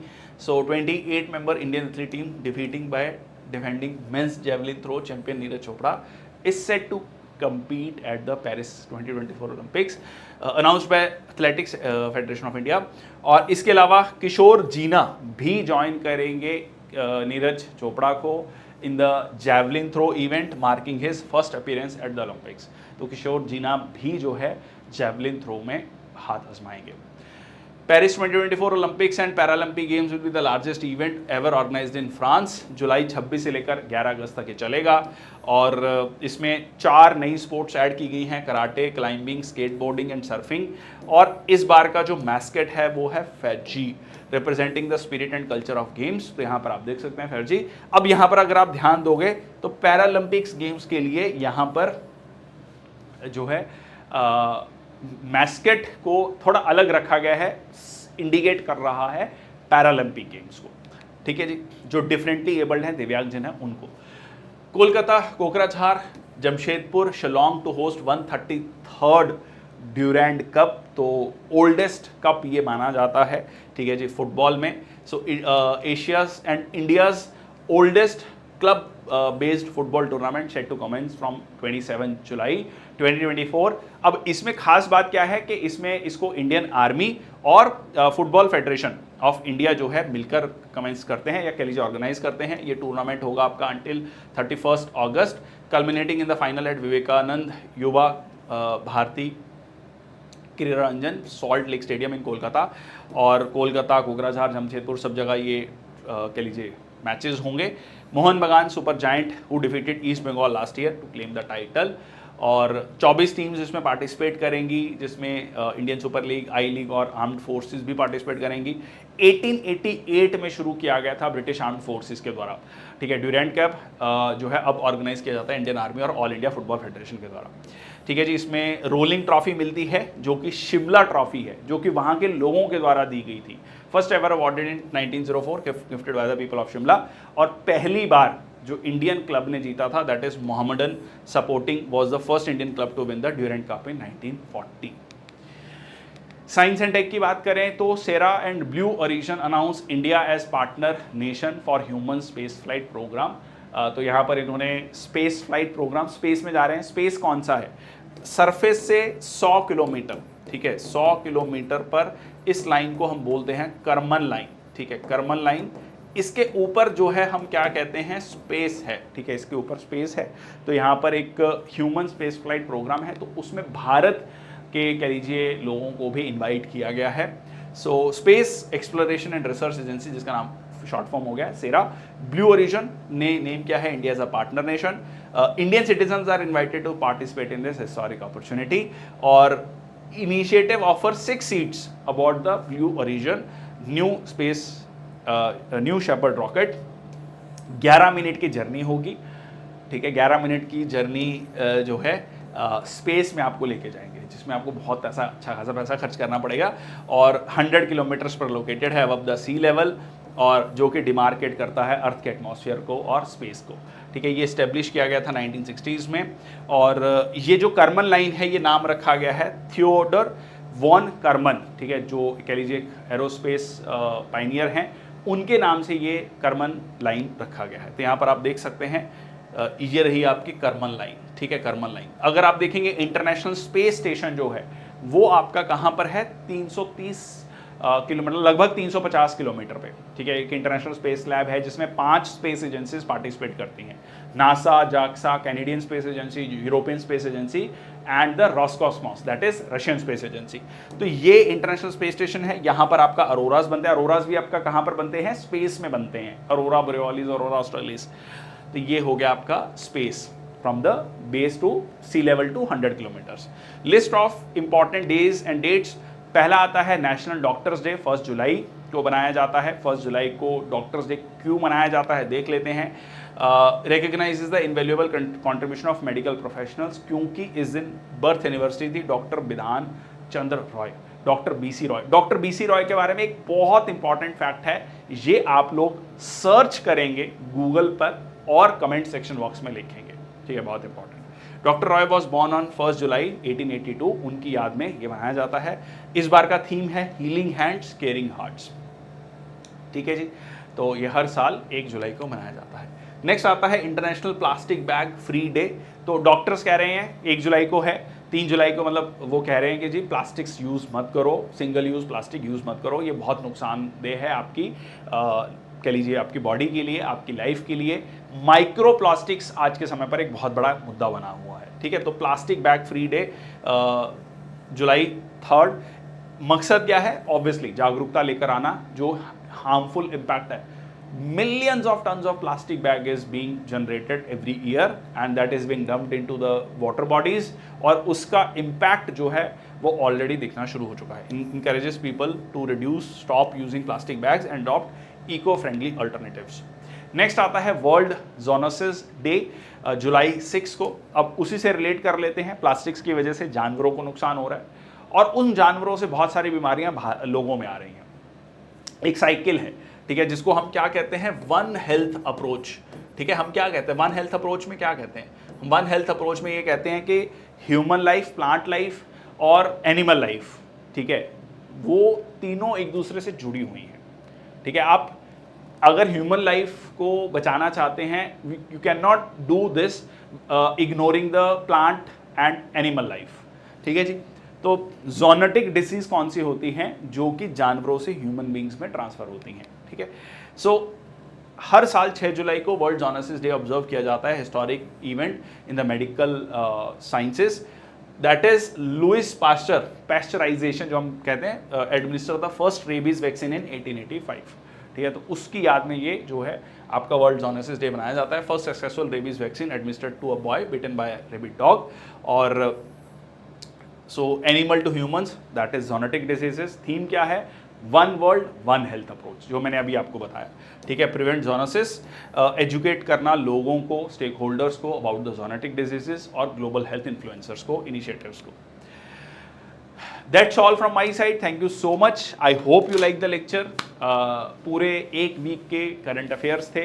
इसमें हमने थोड़ा सा डिटेल में डिस्कस किया कुछ चीज़ों को, खासकर जो 3 लॉज थे उनको हमने डिटेल में डिस्कस किया। वो डिटेल में डिस्कस करना ज़रूरी भी है, क्योंकि बहुत सारे स्टूडेंट्स के माइंड में डाउट है कि क्या है वो, क्या चीज़ें चेंज हुई हैं। ठीक है, वो हमने डिस्कस किया। बहुत सारी कंसेप्चुअल और बहुत सारी फैक्चुअल न्यूज़ को भी हमने देखा। That's all from my side. Thank you so much. जय हिंद, वंदे मातरम।